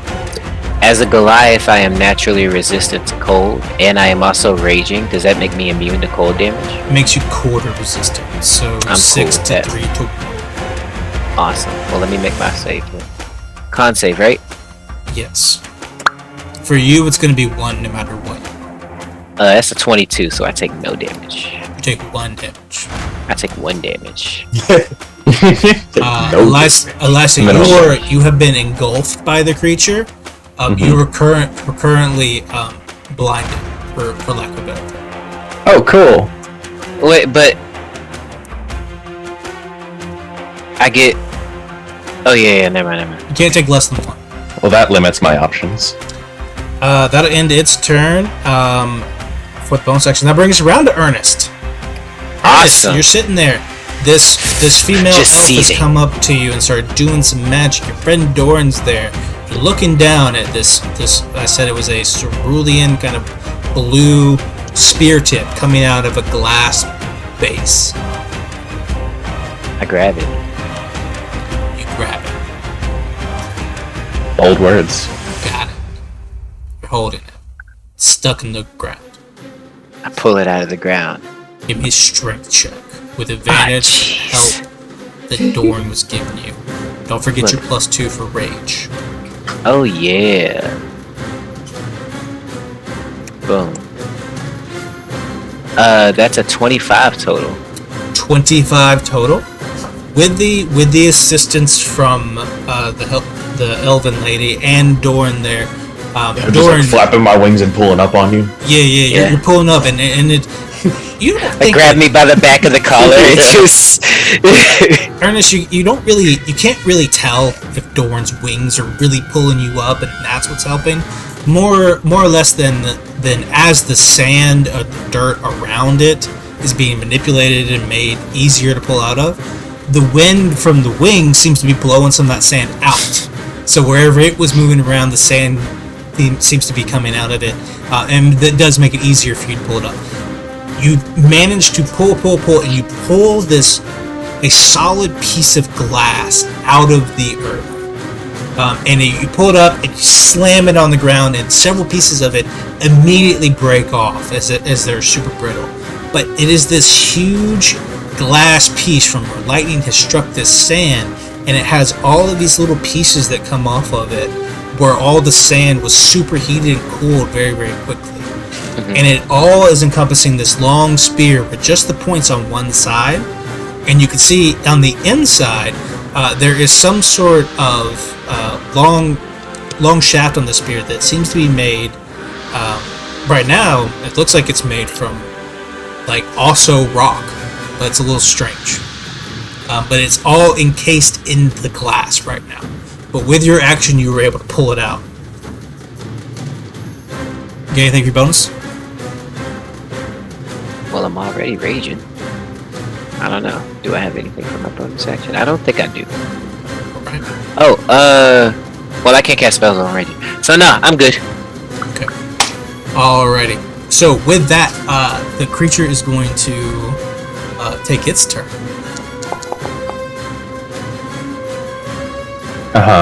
It's going to get the cold breath back. Yo, wait. Cold breath? Because it can do lightning or cold breath. Let's go get the breath weapon back. Please give me cold breath. I would much rather have I think it is Please gonna give be it cold with breath. lightning. I'd rather be lightning. I think it is going to be cold breath. So it's going to move over here. Oh, shit. Alista, Ernest, Doran, and the elf are all going to make Constitution save. Why couldn't As it be lightning? now that you have pulled this Why couldn't it be spear out, lightning? you have enraged this monster who's just trying to eat and get out of here. And it looks like it's starting to be almost bloodied. But it definitely does not like that you have acquired the spear, and it seems to have an adverse reaction to that. As it comes closer, it completely turns attention on all of you. All of you make con saves. Can't con save for my life. It's an 8. Luck. You guys know you can give us luck, Yeah, right? you guys can get fucked. But why would you? Oh, yeah. 17 for me. I'm a fucking We guy. explained that's that, why. right? So yeah, you can do redeem looks. Many people can. All the people can. So it's Alista. It is Ernest. It is Doran, and it is of course our elven friend. Okay. Did it just? What was... Did it just? Oh, did someone roll it? Someone rolled a nat one, and it fought it. Ah, that's what it was. It does it do that?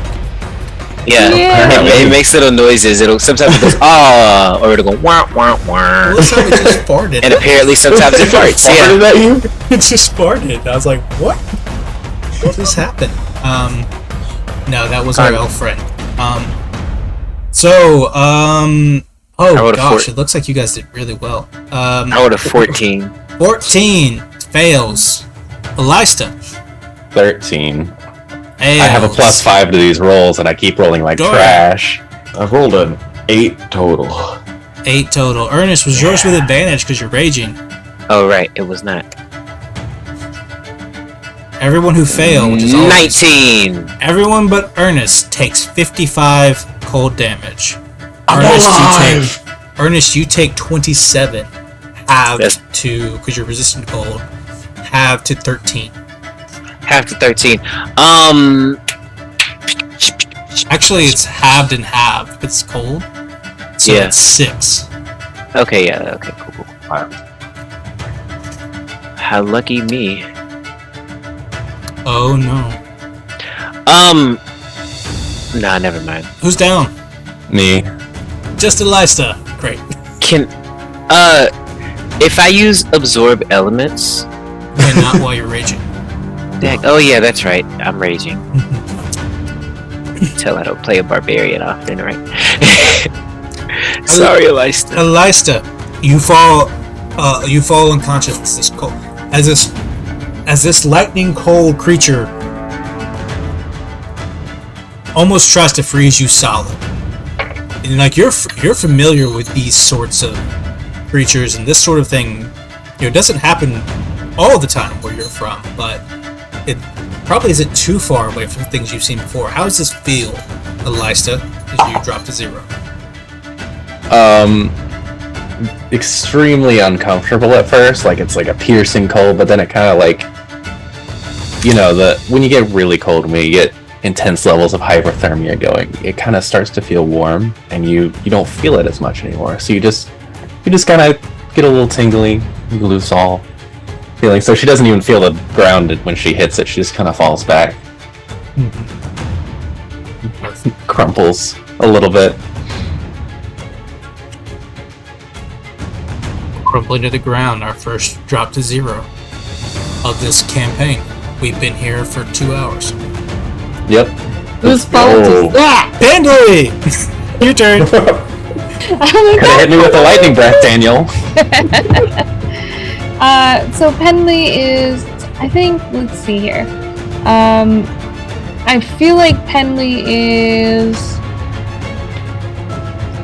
is there anything at this point on this dragon that looks solid enough to punch? I think when you get up to it and into it, you can definitely tell that it is more like the smoke is, you know how smoke goes through the fabric? Yeah. And it billows out of it? It's like it seems to be there's some sort of large serpent inside of this cloud, and it all billows out. So when you get close, if you were to touch any of the clouds, you would immediately hit some sort of skin. So you could just walk up to it and punch it. Cool. I have the action charger. When I use a dash action, I can use a bonus action to make a melee weapon attack or shove a creature. On fire. I think that melee weapon attack. Here's my question. It's a dumb question, but this is my first time really playing a Monk in 5e. Do my fists count as a weapon? Or will I need to be using my quarterstaff? I think letter of the law, they don't, but I think that's dumb. So, we've always played where for monks, their fists count as weapons. Awesome. That's the way we've always played. Love this. Thank you. I'm going to dash, so another 60 feet. I don't even really need to. Yeah, you're not that far. You could kick off the rock and get right up there. Yup. Oh, that's terrifying. Love it. That's what. Wait. Was that me or was that? That's you. Okay. That's you. I'll move this a little bit so that we can see. Okay. Yep. Penley does not even need to do that. Penley just kicks off the rock kind of manages to avoid slipping on the ice as he's running toward this thing, pretty determined that as he is a person of certain talents, he's gonna find something to punch. And that's his goal. And so he heads over there with the goal of punching. Wait, And I would like to make a punch attack. there are multiple punch attacks. Are you also flurry of blows in this? There's a bonus action, so yeah, Alright, might as so- well. You can do unarmed strike, flurry of blows. Yeah, Flurry so of blows. there's should be 4 attacks with all the monk levels, and then flurry of blows Yeah. should be 4 separate attacks coming across. Yep. Pinley is, and so you're like, these are the large creature. You know how to punch things. It's a very specific skill set. As you come over there, you get Very towards good the at it. creature. What's up? Oh, I just said I'm very good at it.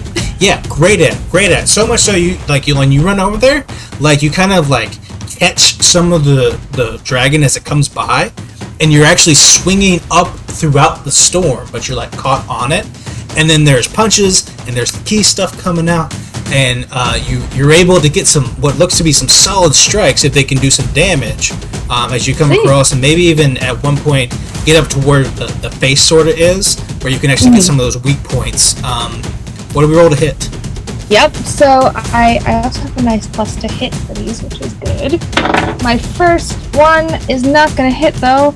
I'm still getting my balance. Do I have... I don't have advantage. Nope, we don't have advantage anymore. I'm still getting my balance, so the first one is 7. I'm imagining that's a big ol' flunky. 7 total.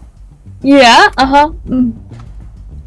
Yeah, that'll miss. But that's okay, because I have 3 more and a flurry of blows, so it'll be okay. Yeah, It'll be you got fine. lots more. You got lots more. Yeah. That's more like it. The second one is a 24. 24 To does hit. hit, no problem. Cool. So that's 1 hit. The next one, 12. 12 misses. Okay. The next one, woo, nat 20. Natural 20. That's what I'm talking about. Yeah. For a total of 25, but nat 20 means I'll be doubling that damage, correct? Yeah. And then flurry of blows, I will spend a key point to make 2 more unarmed strikes as a bonus action. Mhm. All right.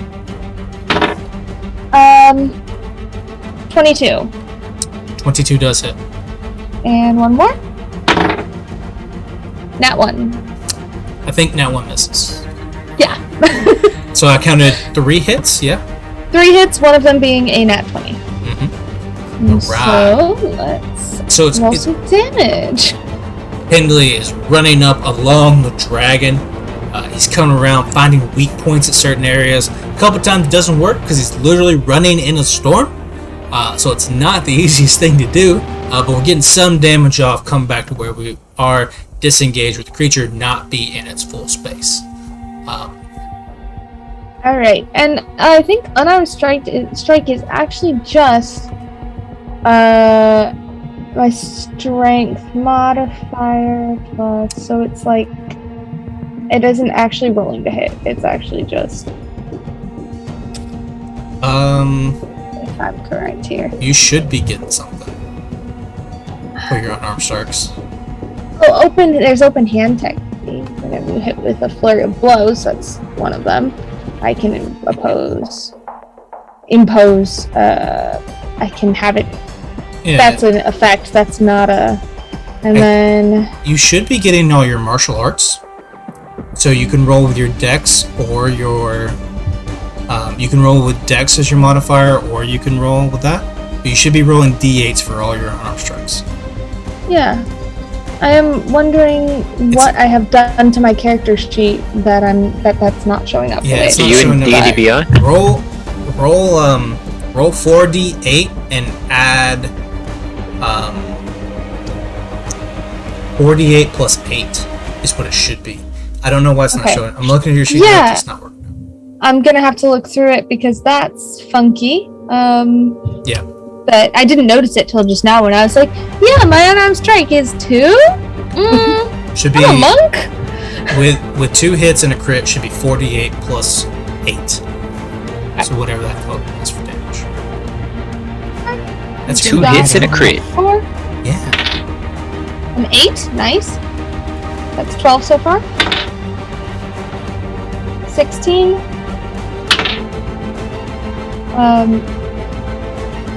22, 20, 30 points of damage. 30 points of damage. Penley, do you have anything special for us? You're the only one who can punch dragons like this. Like, you may or may not be the only person on the planet who could punch a dragon. So, And I would say the thing about Penley is that doesn't really sink in. Penley is just like, I can punch, I'm gonna go punch this dragon, and you just watch as he makes his way over with pretty good dexterity and speed, and just starts wailing on something that's only like, I mean, it's corporeal, but it's pretty, translucent. I was having trouble figuring out the word I was looking for there. Again, I'm very character. So, you see the, fists going, and they're actually making connection probably,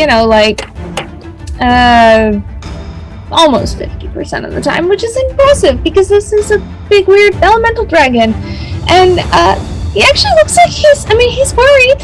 One of his party members is down. He did see that as he was running, but he also looks like he's kind of having a good time. So, that's my bonus action, that's my regular action, that's my movement. That's Penley's turn. that's everything for Penley. That will bring us around to the dragon, who's gonna smack you, Penley. Does a 12 hit? Rude. That's a solid question, actually. No, it does not. I was like, I have a chance of not being whacked by this dragon. I rolled one god mode roll that just obliterated people. I've been doing terrible sounds. Alright, now in that legendary action. So, Ardeen! Balanced as all things should be. Ardeen, Alista, Frozen Solid, and Dorian and Ernest. They're working on an art project over there. Penley's riding the dragon. Just over there punching it, and you hear Penley be like, haha, yes! Keep coming after me! That's good! Focus here! Yeah, she's on the other side of this rock, it looks like, so she is not seeing much of this.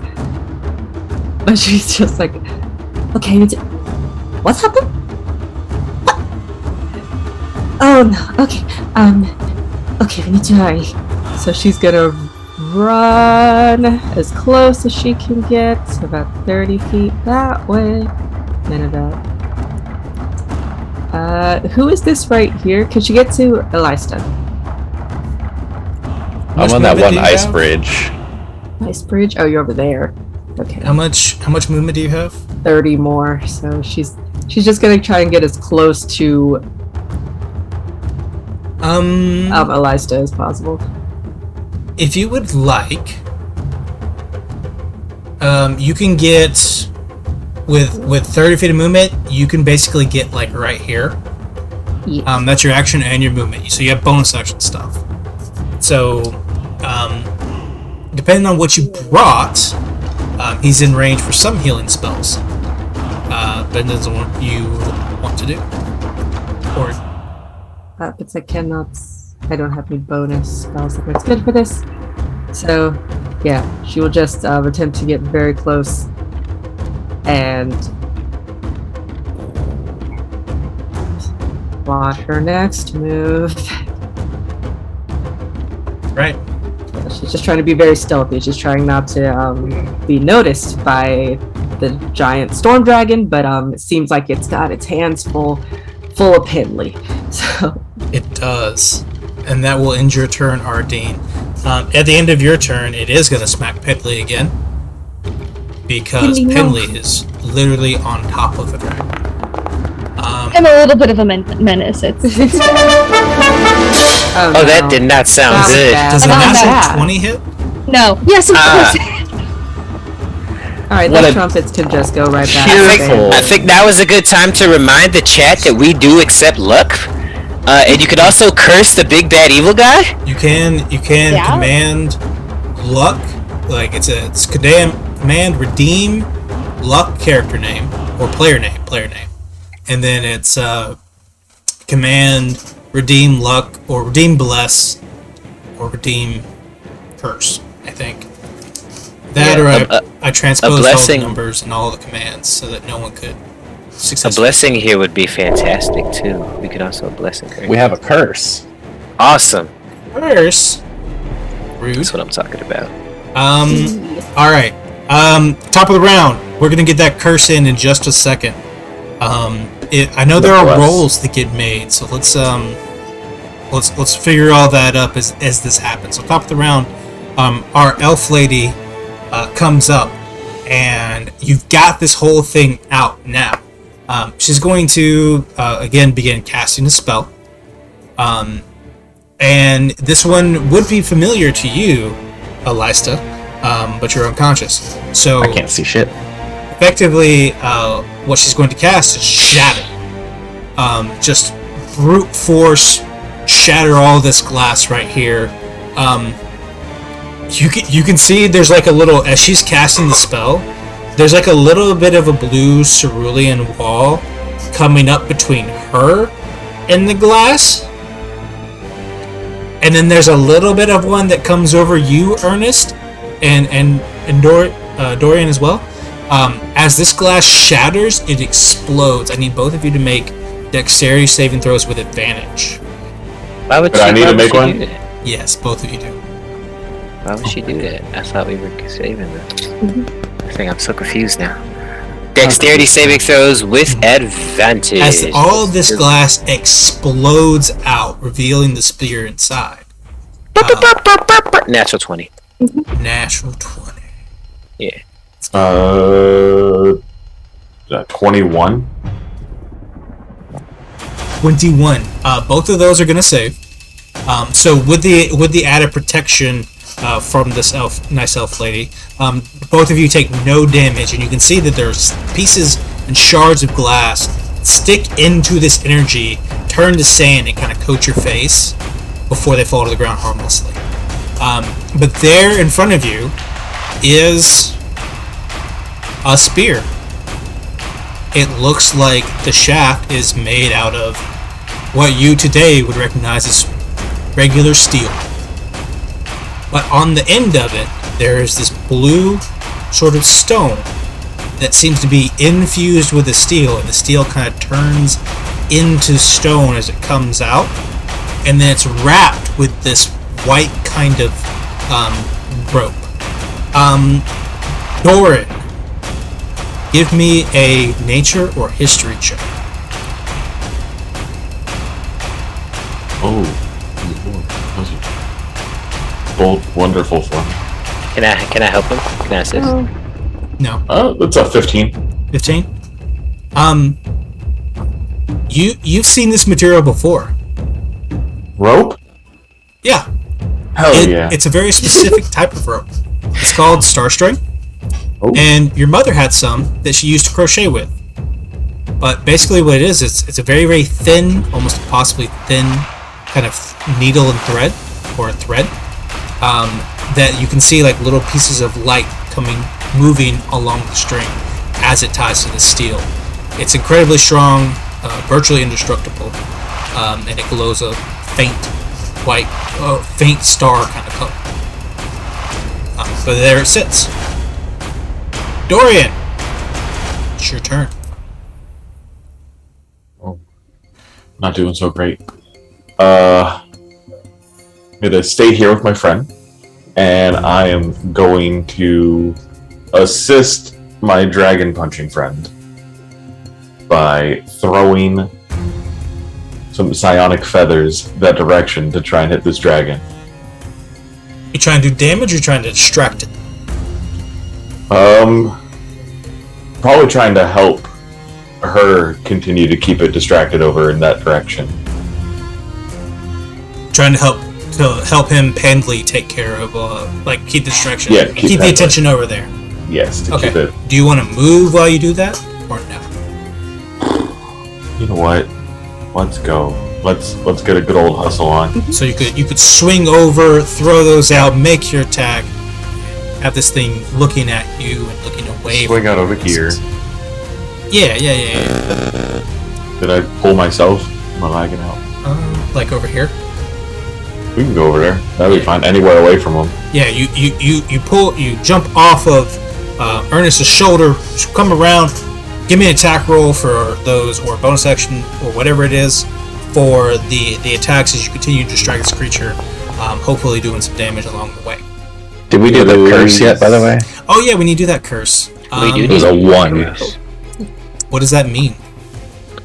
I don't know, you had the table. I don't have the table. You're supposed to have the table. I don't I have think a it table. means insta-death for the BBG. Yeah, I that's think what it means is. we win. Who has the table? Who has the table? I have the unfinished new table. Uh-oh. So there is no table. Great. Do we not have a Wait, 1 I on the messaged new you about table? this. I do have I'll a be 1 on the taking- new table. I'll be taking suggestions in the chat for the curse and bless that just came. Would you like to hear what I had? What'd you have? No, it's a one. Here, okay, it's the Curse of Alistair. The enemies see their worst fears for a turn. You have to make a DC 15 Wisdom save, or they can't take actions during their turn. Or they can't take actions during their turn. Is Yes. this a fear effect? Yes, it's a fear effect. Okay. Might Alrighty. work, might not. And this is, you said it's a wisdom save? Yes. Alright, we'll go with that. A natural 1. Yo! Fire. He'll choose to save it. He'll choose to save this. Wait a minute. Alright, now It's what like, was the bless? how bad could it be that bad? What Yeah, about if the you're ever bless? scared, simply do not be. We have a bless as well. The bless was 5. Someone would say. 1, 2, 3, 4, 5. This one says Blessing of Friedrich, 1d6 plus 4 heal for the party. Fire. That sounds great.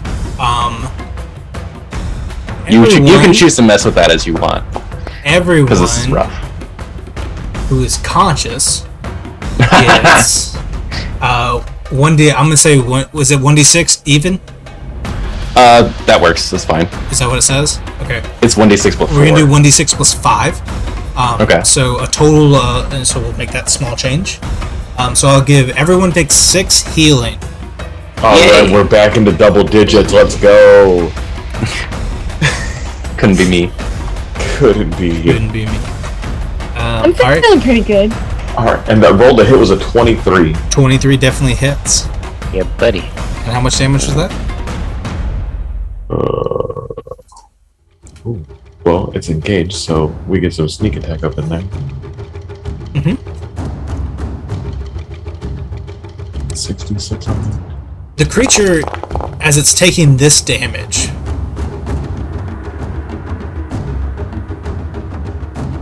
how much? Little 3. 25. Ba-ding. So 29 points of damage. 29 points of damage. With, Holy crap. Some strong feathers. What's that? 7 of that is psychic damage. Yeah. Cool. So Feathers made of steel. yeah. So as all this is happening, so all the work we put in so far, all the damage we've done to this creature, makes it appear as though, or it seems to be that we have agitated it a great deal. It doesn't look super hurt. It looks really mad and really angry. It doesn't look hurt yet. Alista, make a death save for me. Aye, Captain. Death save. Okay. Just roll on Foundry. Up. I'm gonna luck that. Oh my But god. But why, Max? Why do you think? Oof. Okay. I was about to say, couldn't happen again. Yeah, Do okay. not jinx us. 1 success. One 13. success. All right. Good lord. End of your turn. Boundary wants me to die. End of your turn. It's going to go ahead and take its last legendary action. Because it did have to use a resistance to get rid of that curse. It take its last legendary action. Pendley, you've been picked on enough, but one more won't hurt. So, does a 14 hit? No, 14 does not hit. There you go. He survives and makes it on. With that being said, that will bring us around to Ernest. Yeah, buddy. Alright, so Ernest is raging. He is pissed off. He's one angry 8-foot mountain man. He's going to grab this spear. Right? I can do that? Yep. Awesome. And, okay, let me see here. So if I throw it, is that different from if I... Oh, actually, I'd prefer to throw it. Yeah, he's gonna... Well, I don't know. Are spears finesse weapons? Can I use my dex mod on a spear? I think they're strength based. Oh, in that case. Yes. No, you can. It's a thrown weapon. Everything you throw is dex. Okay, great. Yeah. But I mean, if I were to just like run up to it and poke it, you couldn't get to it. Oh, okay, really? Yeah, you're too far away. Dang it! But you could throw it. You could throw it. Alright, yeah, I'm gonna chunk this spear at him. I wanna for messing with my friends. So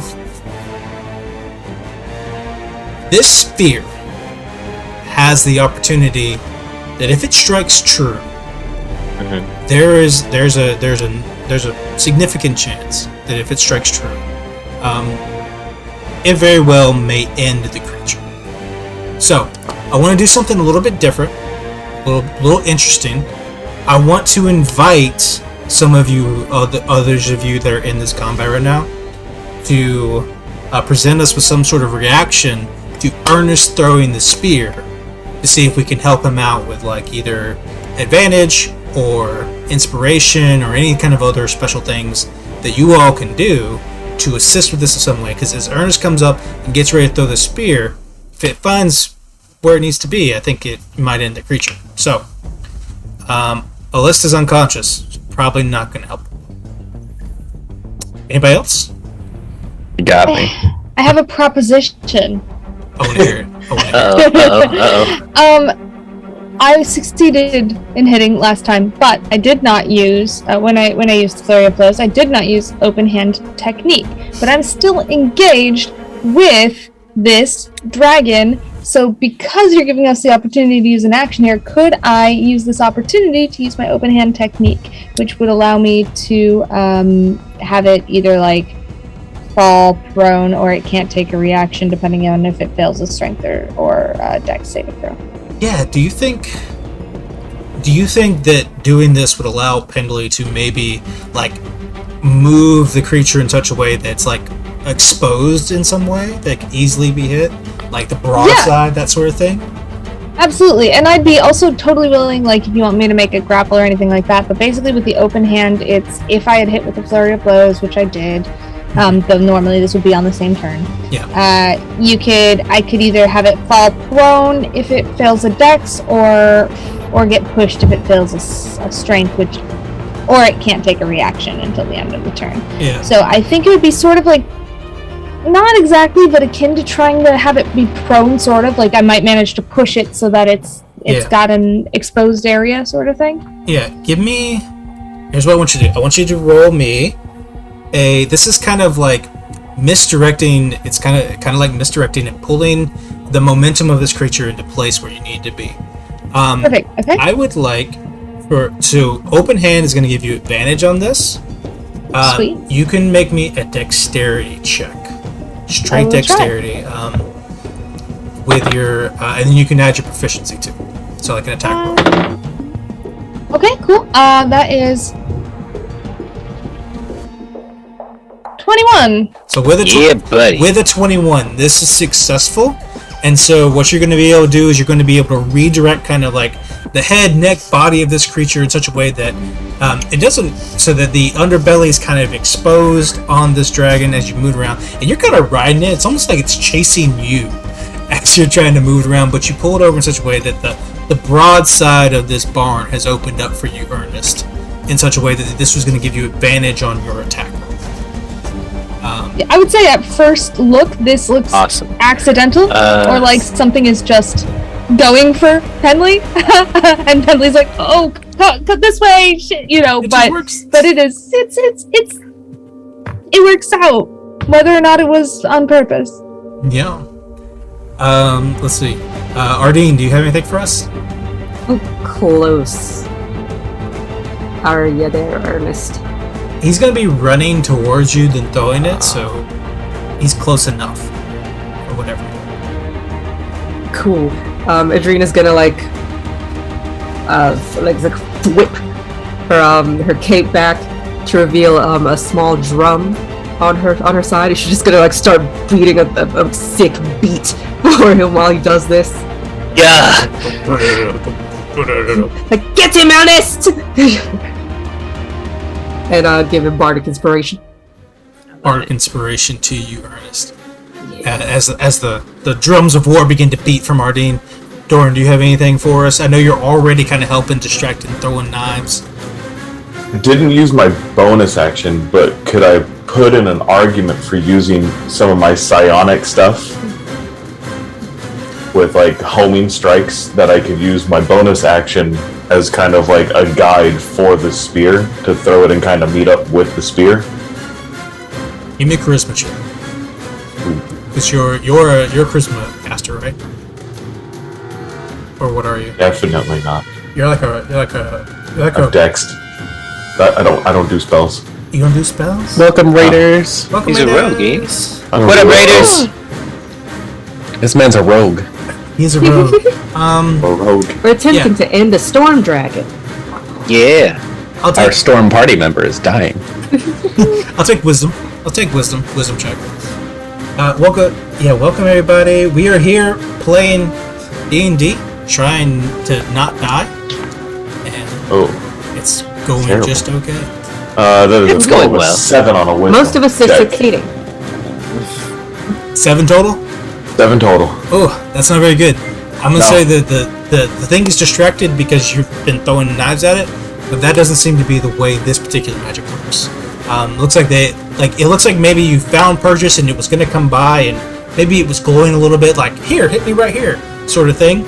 But for whatever reason, the stolen knife dissipated before that could show up for Ernest, and it's just nothing there. We trying. Ernest, give me a roll with advantage.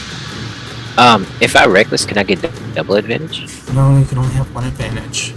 Okay, alright. That's the rule. That's how it works. Now, let's go! Did you use luck? Yeah, what'd you get? What'd you roll? 21 on the first one, and the second one somehow worse. So a 21 to hit. And you got a bardic inspiration as well. It's a D. And I got a bardic inspiration. And you got a bardic inspiration. It'd be D. You know what? Why the hell not? Let's go. Feel the beat of this spear smashing into you. That is a 23 total. 23. I only rolled a 2 on the bardic inspiration. I think that is plenty. So, as it, Brandon, our dearest Ernest, Yeah. in earnest, how Okay.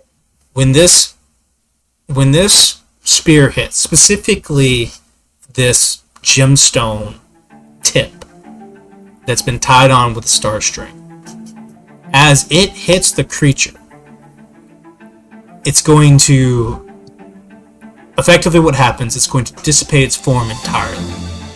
But what does this look like for us, Brian? I want to turn that scene over to you as you hit with this spear, and then the whole thing basically disappears.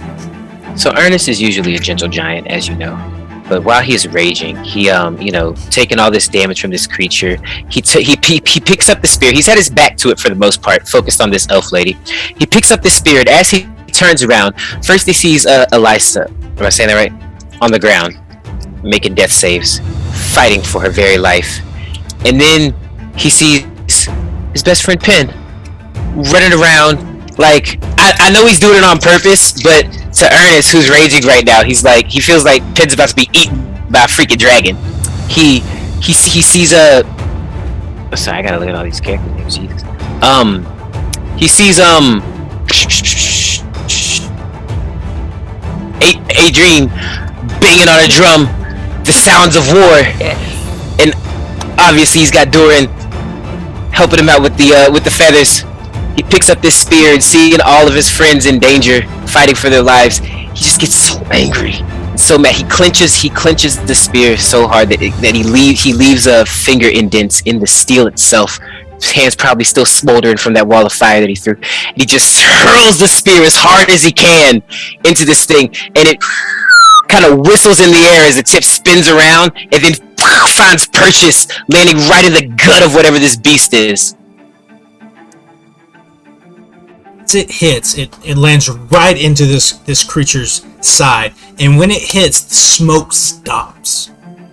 And if you've ever seen any of those lava videos, or like the gateway to hell, where it's like it's burning from the inside out, it's kind of like that, as the skin and body of this creature begins to burn from the place where the gemstone hit, and it begins to burn blue, and it eats the whole snake alive from the inside out.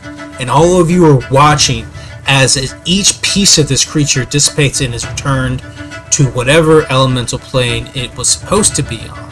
Alistair, you might notice, but you're unconscious. So here we are. And so expertise is so valuable. It is very unique. You all see there is this kind of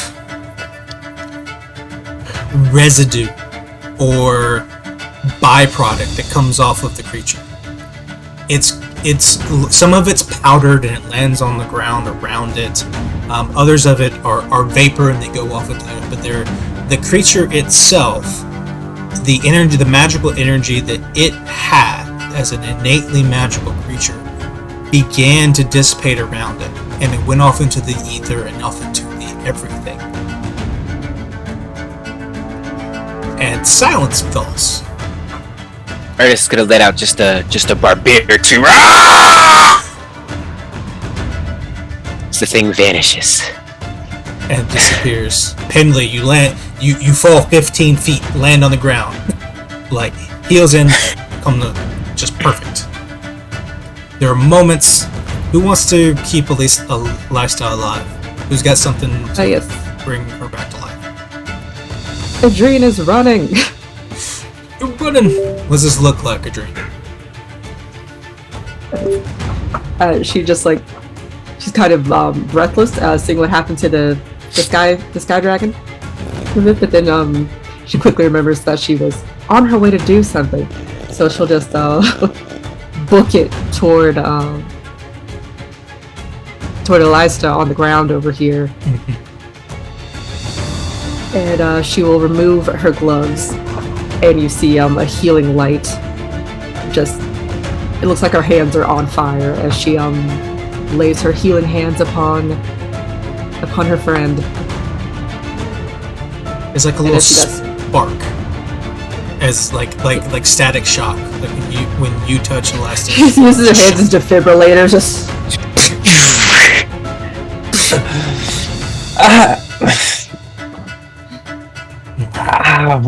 Welcome back. How much health do I get?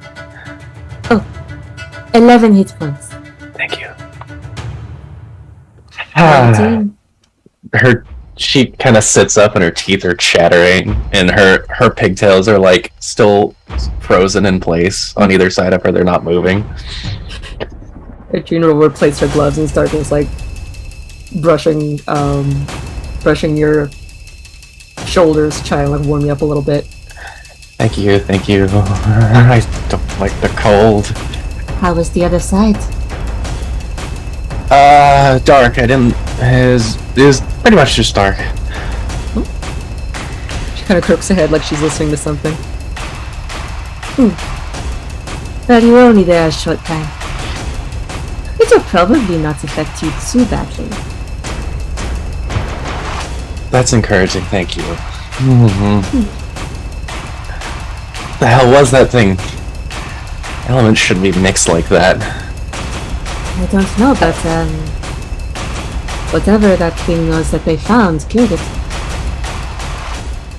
Penley's gonna come running, but on the way is like kind of running in a general direction and just stops for a second and goes, Ernest! Whoa! It's so cool! And just runs the rest of the way to Alista. And it's like, are you good? Do I look good? Well, you look alive, which is really a relief.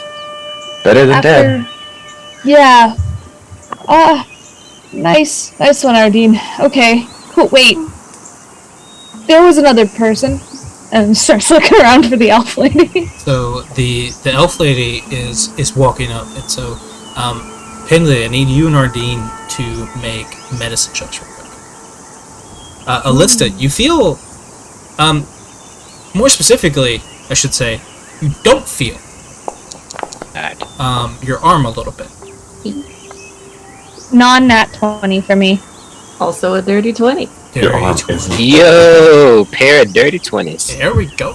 Ardeen, as you put your healing hands onto Alista and Penley, as you come up with those dirty 20s, Alista, you can not feel your arm on the what would be the left side. Wherever that hit you it seems as though that portion of your arm has almost frozen solid. You have no feeling in it at all. It's like it's numb all the way down. Penley, you and Ardeen notice that it looks like like freezer burn all the way down his arm, or all the way down her arm, and it's going to need significant magical attention to come back to where it needs to be. I take it back. It might have affected you a bit more than that. You are still alive, though. That's good. Let's see. There's, as you were asking about the other person, coming up. Yeah, Penley's keeping like half an eye on Elf Lady. Yeah, so Elf Lady comes up, and now you're all getting a better look at her now. She comes up to you, Alista, you and Ardeen and Penley. Everyone's all gathered together now. You see the woman coming up. She is very much elvish in nature. You've all seen elves.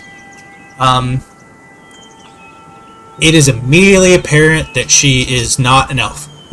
She looks like an elf, but it's immediately apparent the same way, in an uncanny way, she's very much not from this plane. There's something unmistakably otherworldly about her the second you lay eyes on her. She has a sharp, pointed face, high cheekbones, and she has these little gold flecks in her royal purple eyes. Her thick kind of emerald hair is just a soaked mess of water, and it's all waterlogged, and it's kind of like up on her head and kind of hanging off to the side. And you can see those same kind of starstring starstring things that were tied around the spear. You can see them kind of like up in her hair. It looks like it's a large braid that she's kind of done up there. Her arms and legs are super long compared to what they ought to be. Kind of gangly. Like when like young boys turn like 15 and their bodies are too big for the rest of them. Like their arms get too long and their legs get too like Bill Skarsgård. Just like that, just a little bit too long everywhere. She's kind of like that. The body grows faster than her face can. She's wearing what everyone wears, to Penley's point. It's mostly rough spun cotton and leather. That's what everybody wears these days. Most notably, though, she has a kind of a cotton tunic that she wears. It's tied tight like a choker around her neck, and it only has material on the front. Like she only has covering on the front. Her entire back is completely exposed, from shoulder blades to the small of her back. And if you're paying attention, it looks like there are little pieces of cerulean light shimmering behind her. But you could only see it just barely when the light hits it a certain way. But there are unmistakably dragonfly wings coming off her back. And she says, she walks up to you, Elista, takes your arm in her hand, and says, "We need to get you back to my place. We can save it. We can save it. Come on." And I think that's where we're gonna go to break real quick. Okay. All right. So that part ran a little bit long. So we're gonna take a quick break, and then we'll be right back for the short second half. Be right back. Y'all hang out.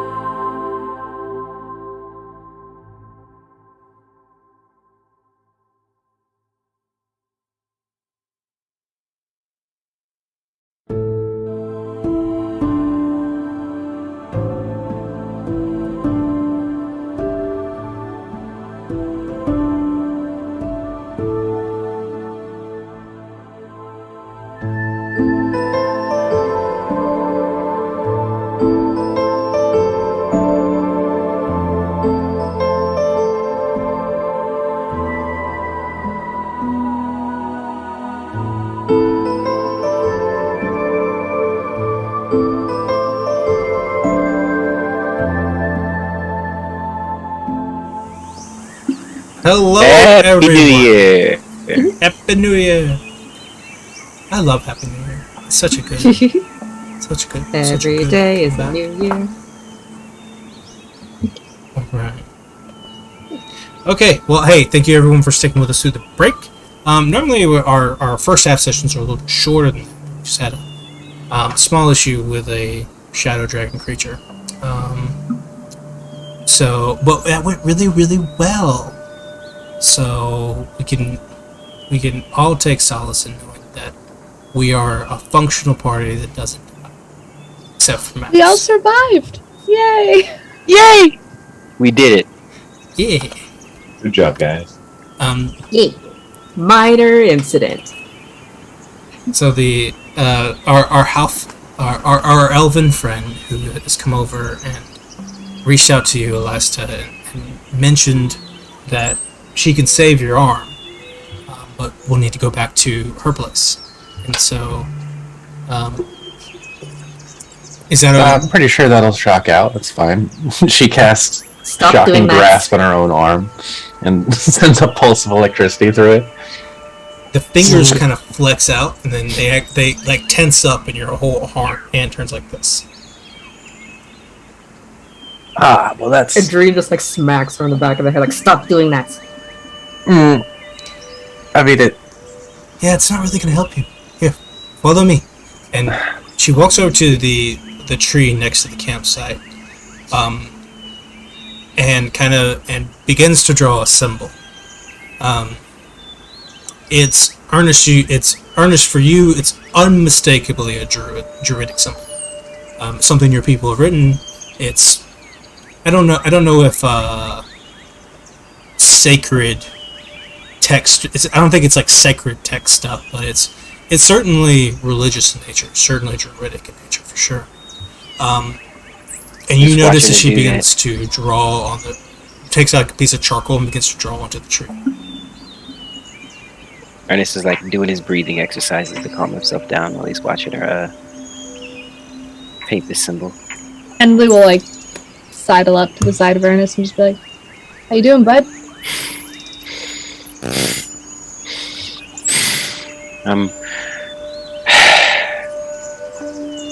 Better.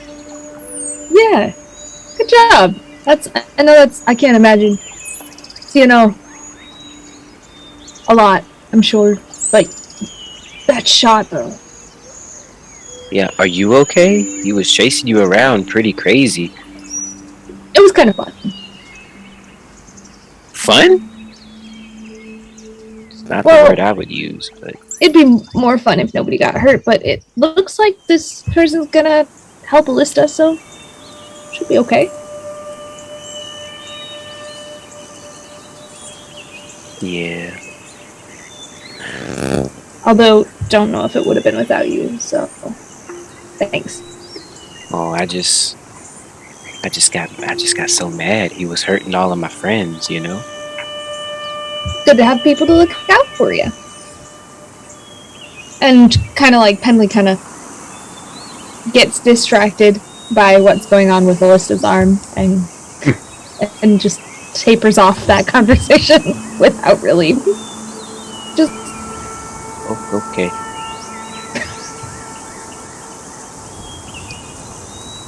You guys all can see that this charcoal sigil that she's drawing on the tree starts to give like a small, faint kind of orangish light as she begins to continue to draw, and it just begins. It looks like it's burning and glowing from the inside.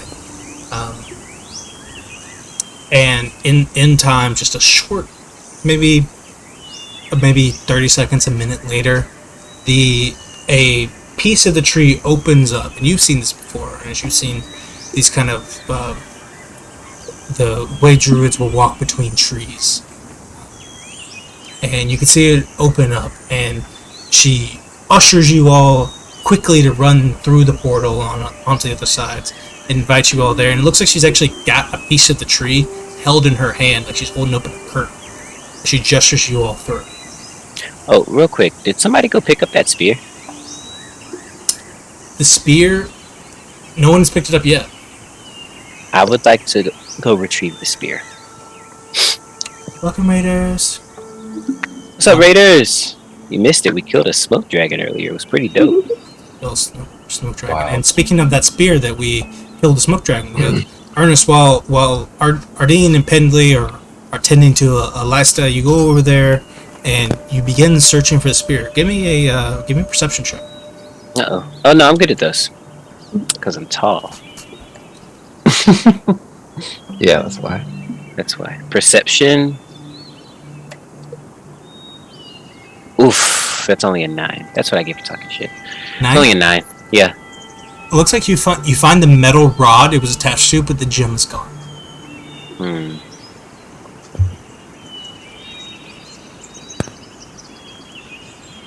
You okay? You okay over there, Ernest? You look disappointed. Yeah. He shows him the rod. It's like the tip broke off, I guess. Not all bad. That's actually a really nice piece of the spear, at least. Really well made. You probably find something else to put on the end of it. Does it look like it does more damage than like it could be swung around like a weapon? You hear two things occur to you as you try to swing it. As you swing it, it thuds in the sand around you, and it's so heavy. You didn't realize it when you were raging because you were just in a rage. But when you sling it and you hit it on the ground, it's so heavy. The balance is so bad. You could never use it as a quarterstaff or anything like that unless you were just jacked up. And like more than just jacked up, like you'd worked on forearm muscles and hand muscles for forever to be able to do this. And you hear calling out from over where the magic is happening. The elven lady calls out. She says, "Probably didn't break. Likely shattered." Here, come on. We'll explain further on. Bring that with you. That cost a lot of money too. Oh yeah, I definitely keep it with me. Matter of fact, I drag it along behind me the same way my ancestors did to make the rivers, like you talked about. Yeah. With the giants did. This will also be a river, right here. Yes. The elven lady holds open the door and allows you all to pass through. Assuming you do, you find yourselves in what looks to be a garden. This is the reverie of Tromp, if you will. There are small canary and white flowers in bloom all along the well-manicured gardens in this area. There's like a little walking trail, and you see all these little patches of gardens with these white and canary flowers. There are several white stone benches surrounding a already lit fire in the center of the space, and you can see the pillars, like the little columns on each of these little marble benches, are made in the likeness of animals. So you'll see one that's one of them's a wolf, one of them's like a beaver, just the likeness of animals carved into the columns of these benches.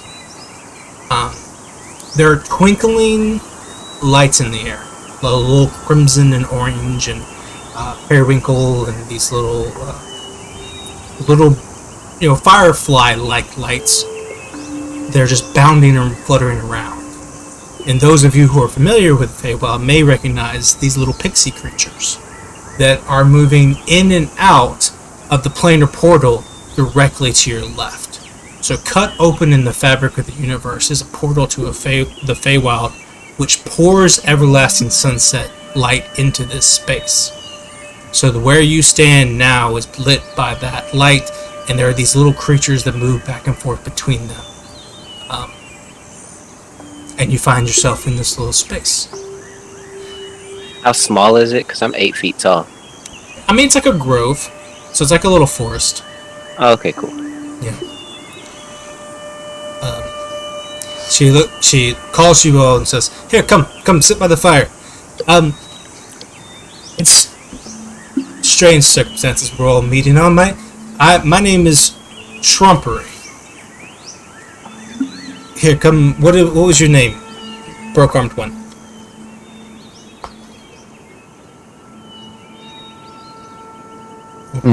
Ali. That's Alista. Lister? Elista, thank you. Oh, Lister.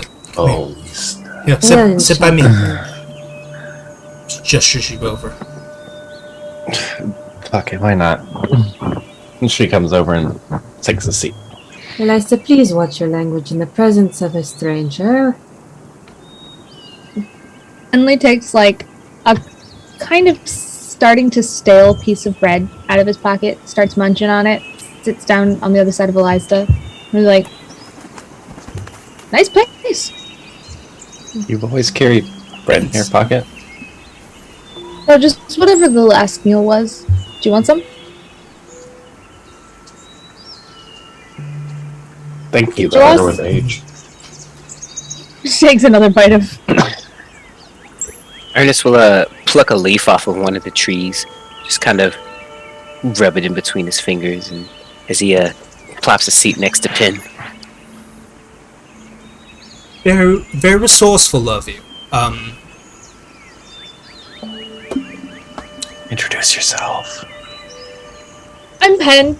Pen? Hi, I'm Penley. Penley. The smart man over here, Penley. Punching things takes a lot of energy, so I'm starving. Just up. And looks like he's about to introduce Ernest for him as well, the same way that he introduced Eliza for her. And then just goes, Ernest will look down at Pin like, what? You go ahead. do you wanna tell your name? Oh, I'm just Ernest. Well, just Hi. Ernest. You throw a spear really well. Oh, thank you. Yeah, I don't like violence very much, but I don't like for my friends to be hurt more. Well, Ernest's like our heart Yeah. if we were a body. Well, Ernest has good instincts. That creature was not from here. It needed to go home. It has hurt a great many creatures in this little valley, or this little watershed, and this whole place is safer now because of him and all of you, of course. I'm sorry, I didn't. I just want to hover up and catch the last of your names. Oh, hi. Dorian. Dory. She can't hear you. Oh, a dream. When you said, Can't hear.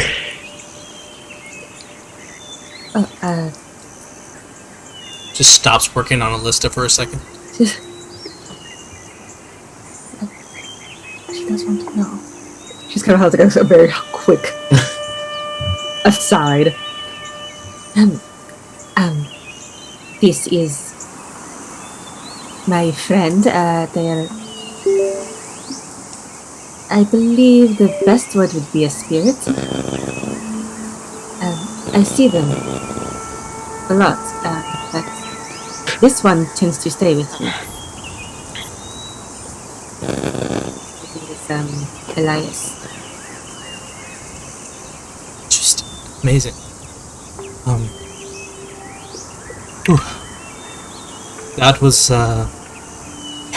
both lucky and unlucky timing. I've been at that for a couple days now, trying to get the spear back. Like I said, like I said, my name is Tromperie. This is where I live most of the time.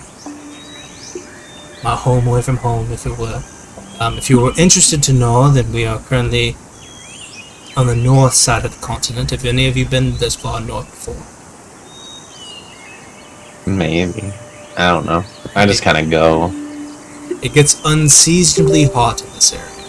And the entire time she's talking, she's working on Alyssa's arm. And Alistair, as you're sitting there, and she's working, it seems to be like mostly massaging, and in between her conversations to everyone else and everyone helping her while she's listening, she's kind of whispering some sort of incantation under her breath as she begins to work. And slowly but surely, your arm starts to feel a little bit better. At what point there is a moment where she takes like a small piece of a mirror and kind of like cuts a portion of your skin open. It bleeds out, but then it immediately feels incredible afterwards, and it heals back up. Wow. That's some crazy cool magic. Yes, thank you. So what brought you all to, what brought you all this far west?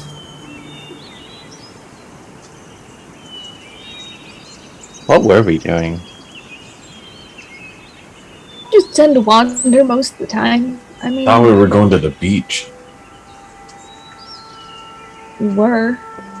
We did. Sort of. Kind of. I was looking for a nice grove. Like this one. You have a nice grove. We don't really have a particular reason to go anywhere. Or to, We don't have a particular reason to stay anywhere either. So, It's fair. Haven't gotten any instructions.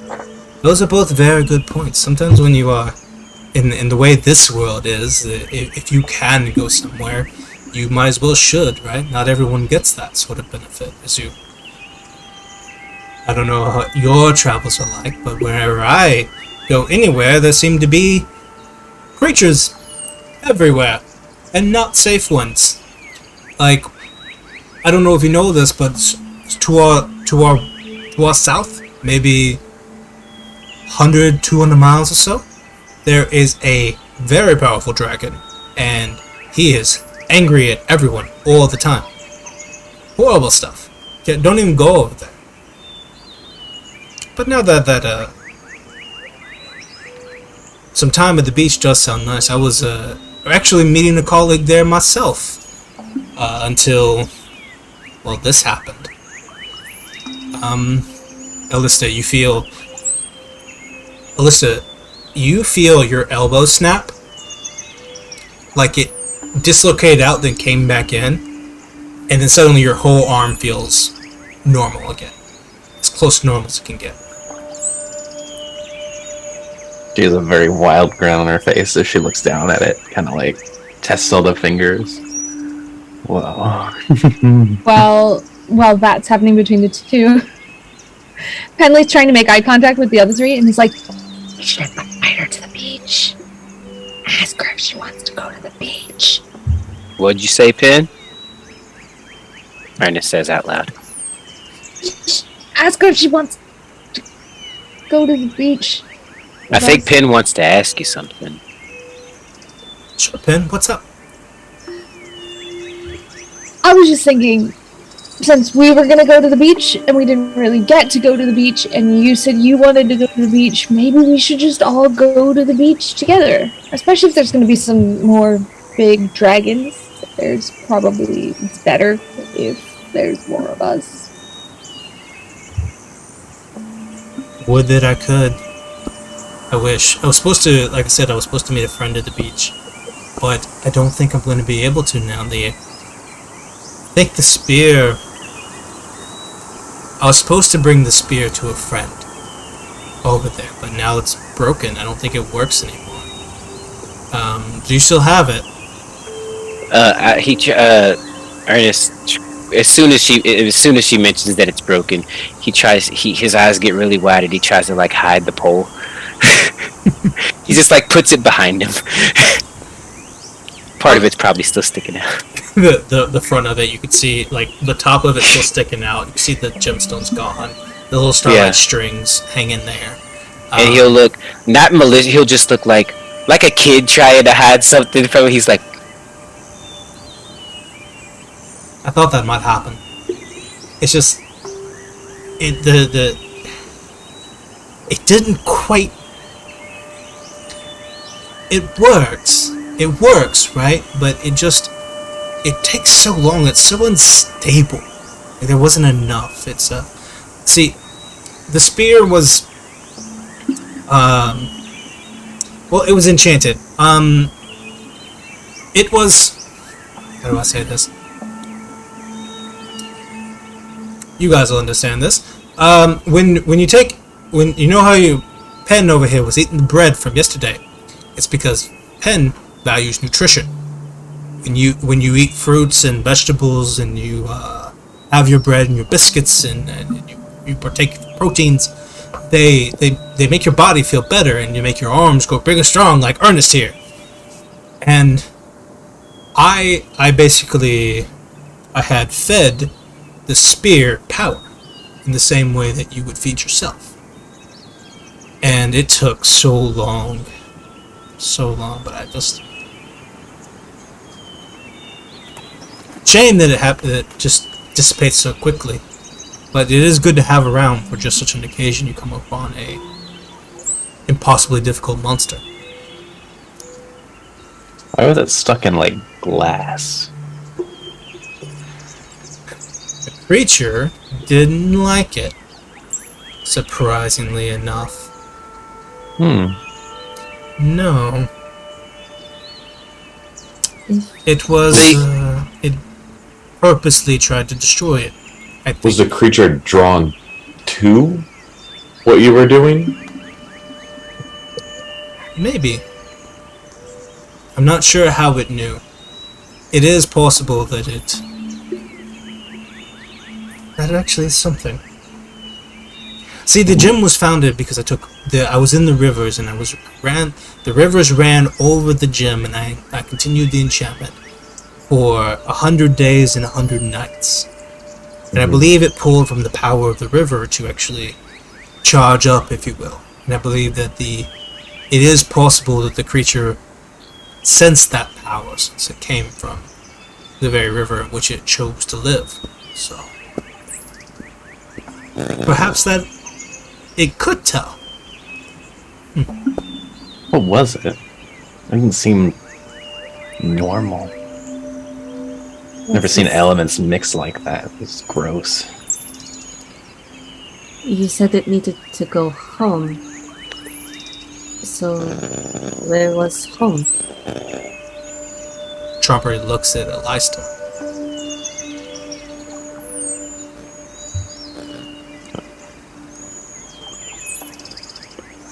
Not one of mine. Not one of yours. Okay. We don't usually have ice where I come from. If you say so. We don't usually have water where you come from either. Oh.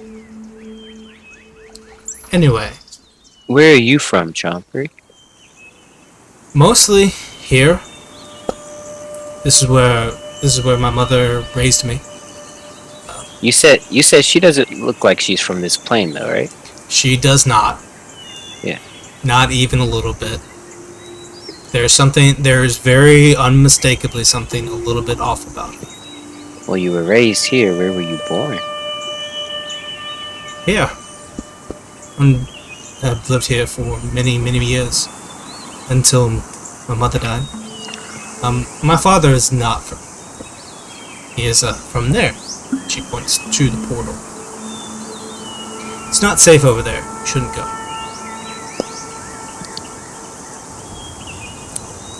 Spent most of my life here too, so. Not me. You need you need power? You need something to charge your spear that's not a river? Not... That spear's definitely not going to work anymore. I don't even know if spear's the right choice, but... Did you all see the way...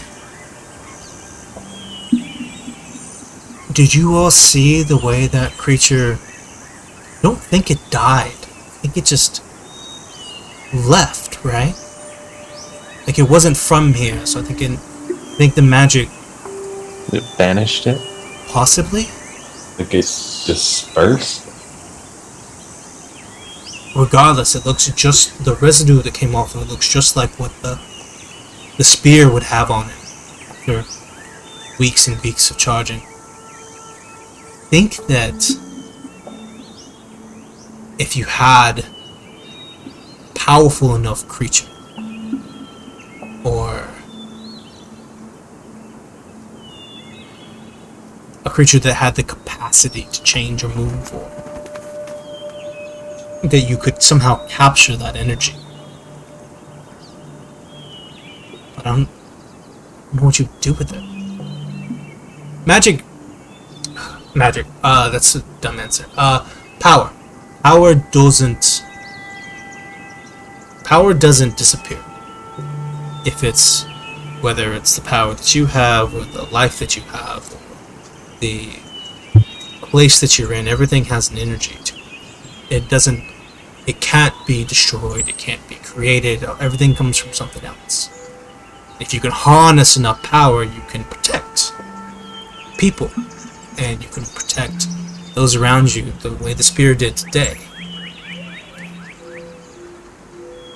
The problem is I've never attempted anything with a living creature trying to harness that, because, first of all, dangerous, very, very difficult. There are ethical concerns, of course, but what if you could? Are you suggesting finding a creature to harness the power instead of an item?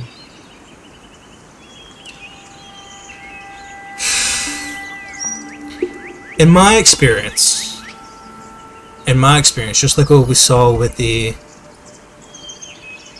dragon earlier, whatever that smoke creature was, when the creature dissipates, dies, leaves, whatever it may be, there is so much energy released all at once, you couldn't possibly do the spells quick enough. I think we would have to harness it, charge it like a battery, the same way your body stores food. Like when you eat, you don't have to eat for a long time, months, or not months, but sometimes you can go multiple days off just one meal, right? And so if you could charge some sort of battery with magic, then you could potentially make a...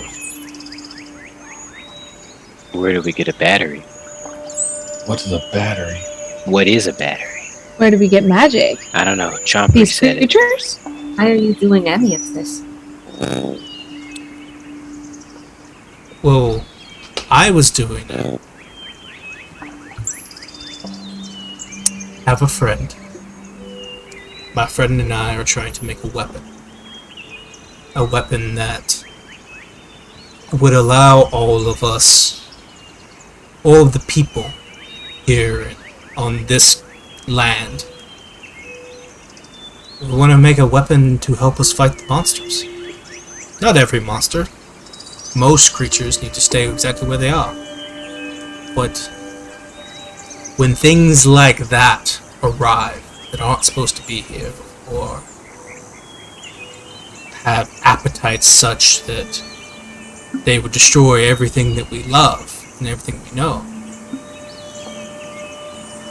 those creatures need to be either sequestered or driven off through fear. Or if, like, the spear did, hopefully, we think, sent back to where they came from. Yeah, exactly. I think that we could... I know a guy who's got a working theory on a battery. And I think if we could charge it, then I could make a weapon, or maybe multiple weapons. To fight the monsters. Fight the monsters. I like the idea of weapons. I don't typically like weapons, but if it'll keep the monsters away, then... Seems like these weapons will help save people from these creatures. I think that would be up your alley, Ernest. Yeah, maybe we'd have enough peace that you could have a grove, like a real one, like this. Yeah, I miss my old grove. You know, Penley's right, Ernest. If you had the means to hold your grove against creatures like that, then there's no telling what it could become. But right now, people walk around and they travel the roads and they get into open space and a wyvern comes down and their whole lineage is gone, just like that. We could allow people to protect themselves. Instead of have the one-time use explosive spear, we could create something and temper it. Take the catalyst, take this energy, temper it with make it last.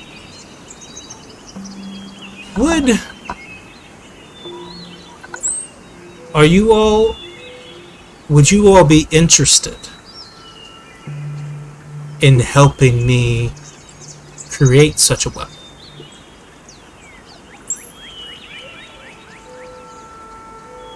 I think I could make one.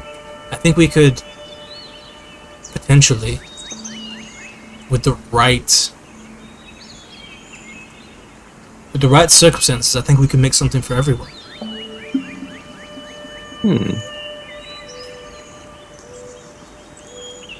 I mean, it sounds fun to me. I'm in great nice. shape, but eventually I'm going to be old, and it'd be nice to settle down somewhere quiet when I'm old. In a really It'd long be time. nice to have somewhere to settle down, that you don't have to worry about monsters. I could get my grove back. Could get your growth back. Maybe we wouldn't have to all wander around all the time. I mean, You still could. You just wouldn't. yeah, you'd have a choice in it, I guess. That'd be cool for some What do of you us. think, Ardeen? What about you? Oh, Or your friends? Do they have thoughts? oh yes, all of the time, so many. I don't know. It's still.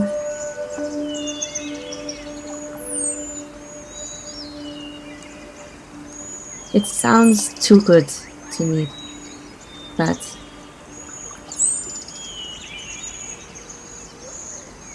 maybe we could use a little change.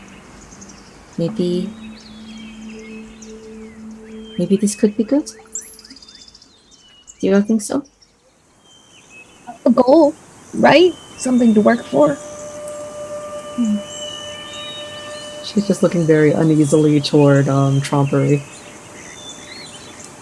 She's getting she's getting some weird vibes, but is there anything that would like justify that? They would just Insight checking? Yeah. Can I do a little? Yeah, you can do an inside check. What exactly are you looking for? Looking for ghosts. Trying to see if Tromperie is keeping things from them. Eli's gonna rest her head on Oh, you don't have to make a Tromperie's check shoulder. for that. Just Yeah. look at Daniel's face. Do you think Oh that yeah. is the question? Are we wondering if the trickery goddess is keeping something from us? Do we know she's the trickery goddess? You Like, don't. She's not the in-game? trickery. She's not the trickery goddess yet, is she? Not yet. No. She just Yeah, the so choppery. to us, she's just like a cool chick, but She's like just- she's got weird vibes. She's got the cool aunt. She's a cool chick. She's got a blacklist shirt. She has fairy wings. Like, Yeah. Yeah. Eli's gonna rest her head on her Yeah. shoulder. I like Give you a this 15 one. on that insight. Well, my passive is think- better than that, but still. I think a 15. What's your passive? Yeah, if you got a passive, that's fine. Oh, my passive. Oh, never mind. My passive is 13. 15. Okay. In general, Tromperie is pretty hard to read.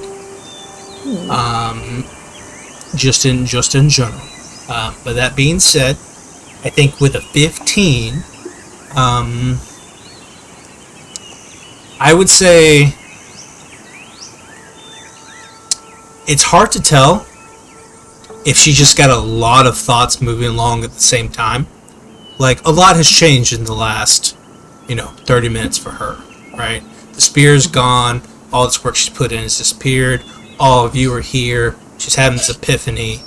It's hard to tell if the gears are just turning too fast, or if she's intentionally being, hiding some information from you all. Hard to tell which, at this point. Okay, yeah, so she's got weird vibes, but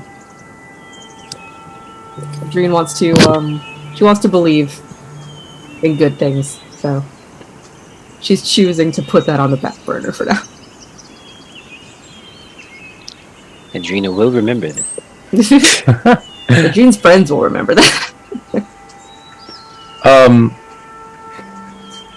I know you just did all of that, but I think Eli would want to try and get a read on her too, because she knows a lot of things.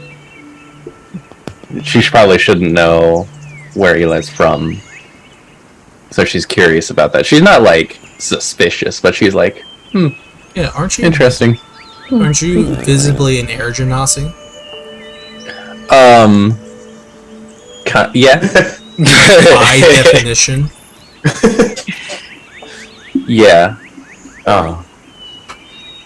But she Where didn't did mean it like Airgenopsis that. come from? If you dare question my NPC. At least not what she thinks.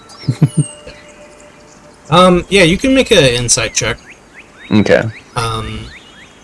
If you would like. Would. I don't know shit.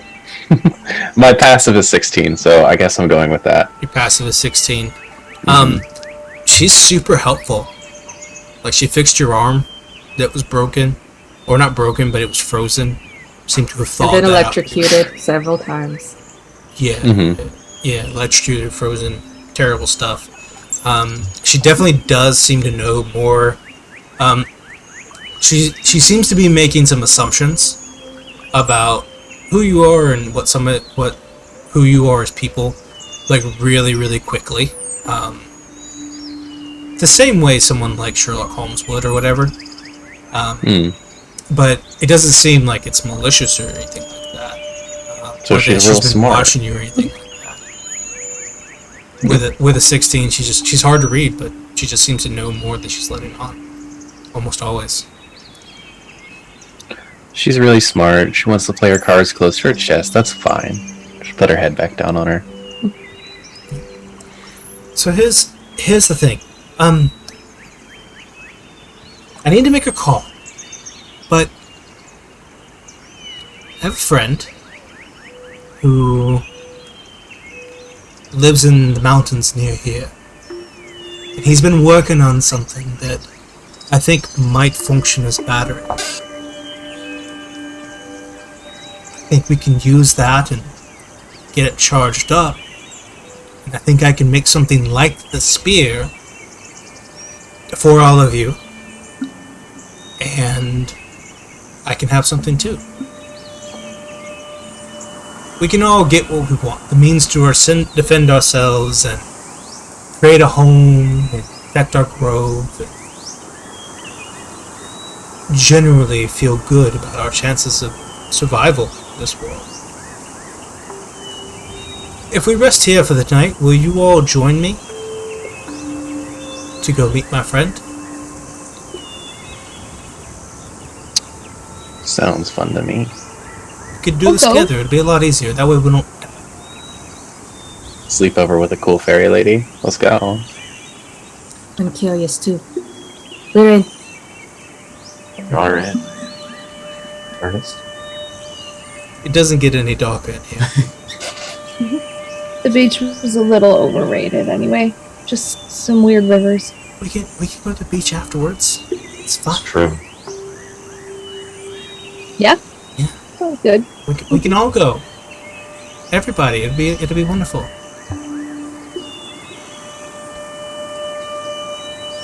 Yeah. Great. So, are you all hungry? Yes. I think there are some sort of fruits around. Doran, would you like to go with me? We'll go collect some fruit from everybody and Sure. then we'll come on back. And she stands up and offers you her hand. So, because you're a cool owl man, grabs you, reaches down, and Doran and Tromperie walk off like a toddler and his mom going off to find some fresh fruit for the group. And and some fresh dinner from this area. And I think that's, like I said, short second half. I think that's where we'll end it tonight. And then we never saw Dorian again. never saw we'll pick up. Secretly a horror story. All right, my new character will be next week. We'll pick up tomorrow, or we'll pick up next Wednesday with all of you here in the Grove. Get to know some of our characters a little bit more, what they're thinking, how they feel about building batteries and all this kind of fun stuff, and the creatures that are around, and their future plans of what happened in the past, and all that fun stuff. So, but I think for now, I think this is a good place to end it. Yeah. And it still doesn't know what a battery is. Still doesn't know. It's the food in your It's tongue. food. It's magic food. I Magic think. Subaru all over again. It's the Subaru. Sounds tasty. A Subaru? Might be. Magic Maybe we food. could be the battery if we eat the magic food. Maybe. Alrighty. Well, I would definitely eat it. I want to thank everyone for joining us here in this session this evening. Shout out to all our partners. Thank you to all of our wonderful players and all of you for joining us tonight. You can catch us next time on this feed. I think Friday.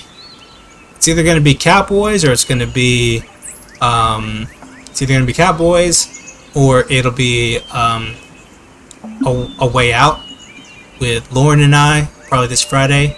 And then we're here on Mondays at 7:30 Central Standard Time with Fate's End, which is a show that myself and Raina and Brandon are on, where we're finishing up the end of a long-term campaign to set the future of Aroria, or this is set in the past. So you can come check us out there.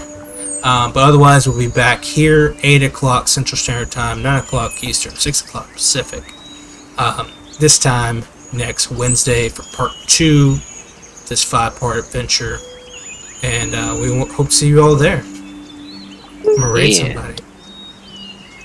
Y'all have a good time. Thanks. Bye. Bye, guys. The Boy.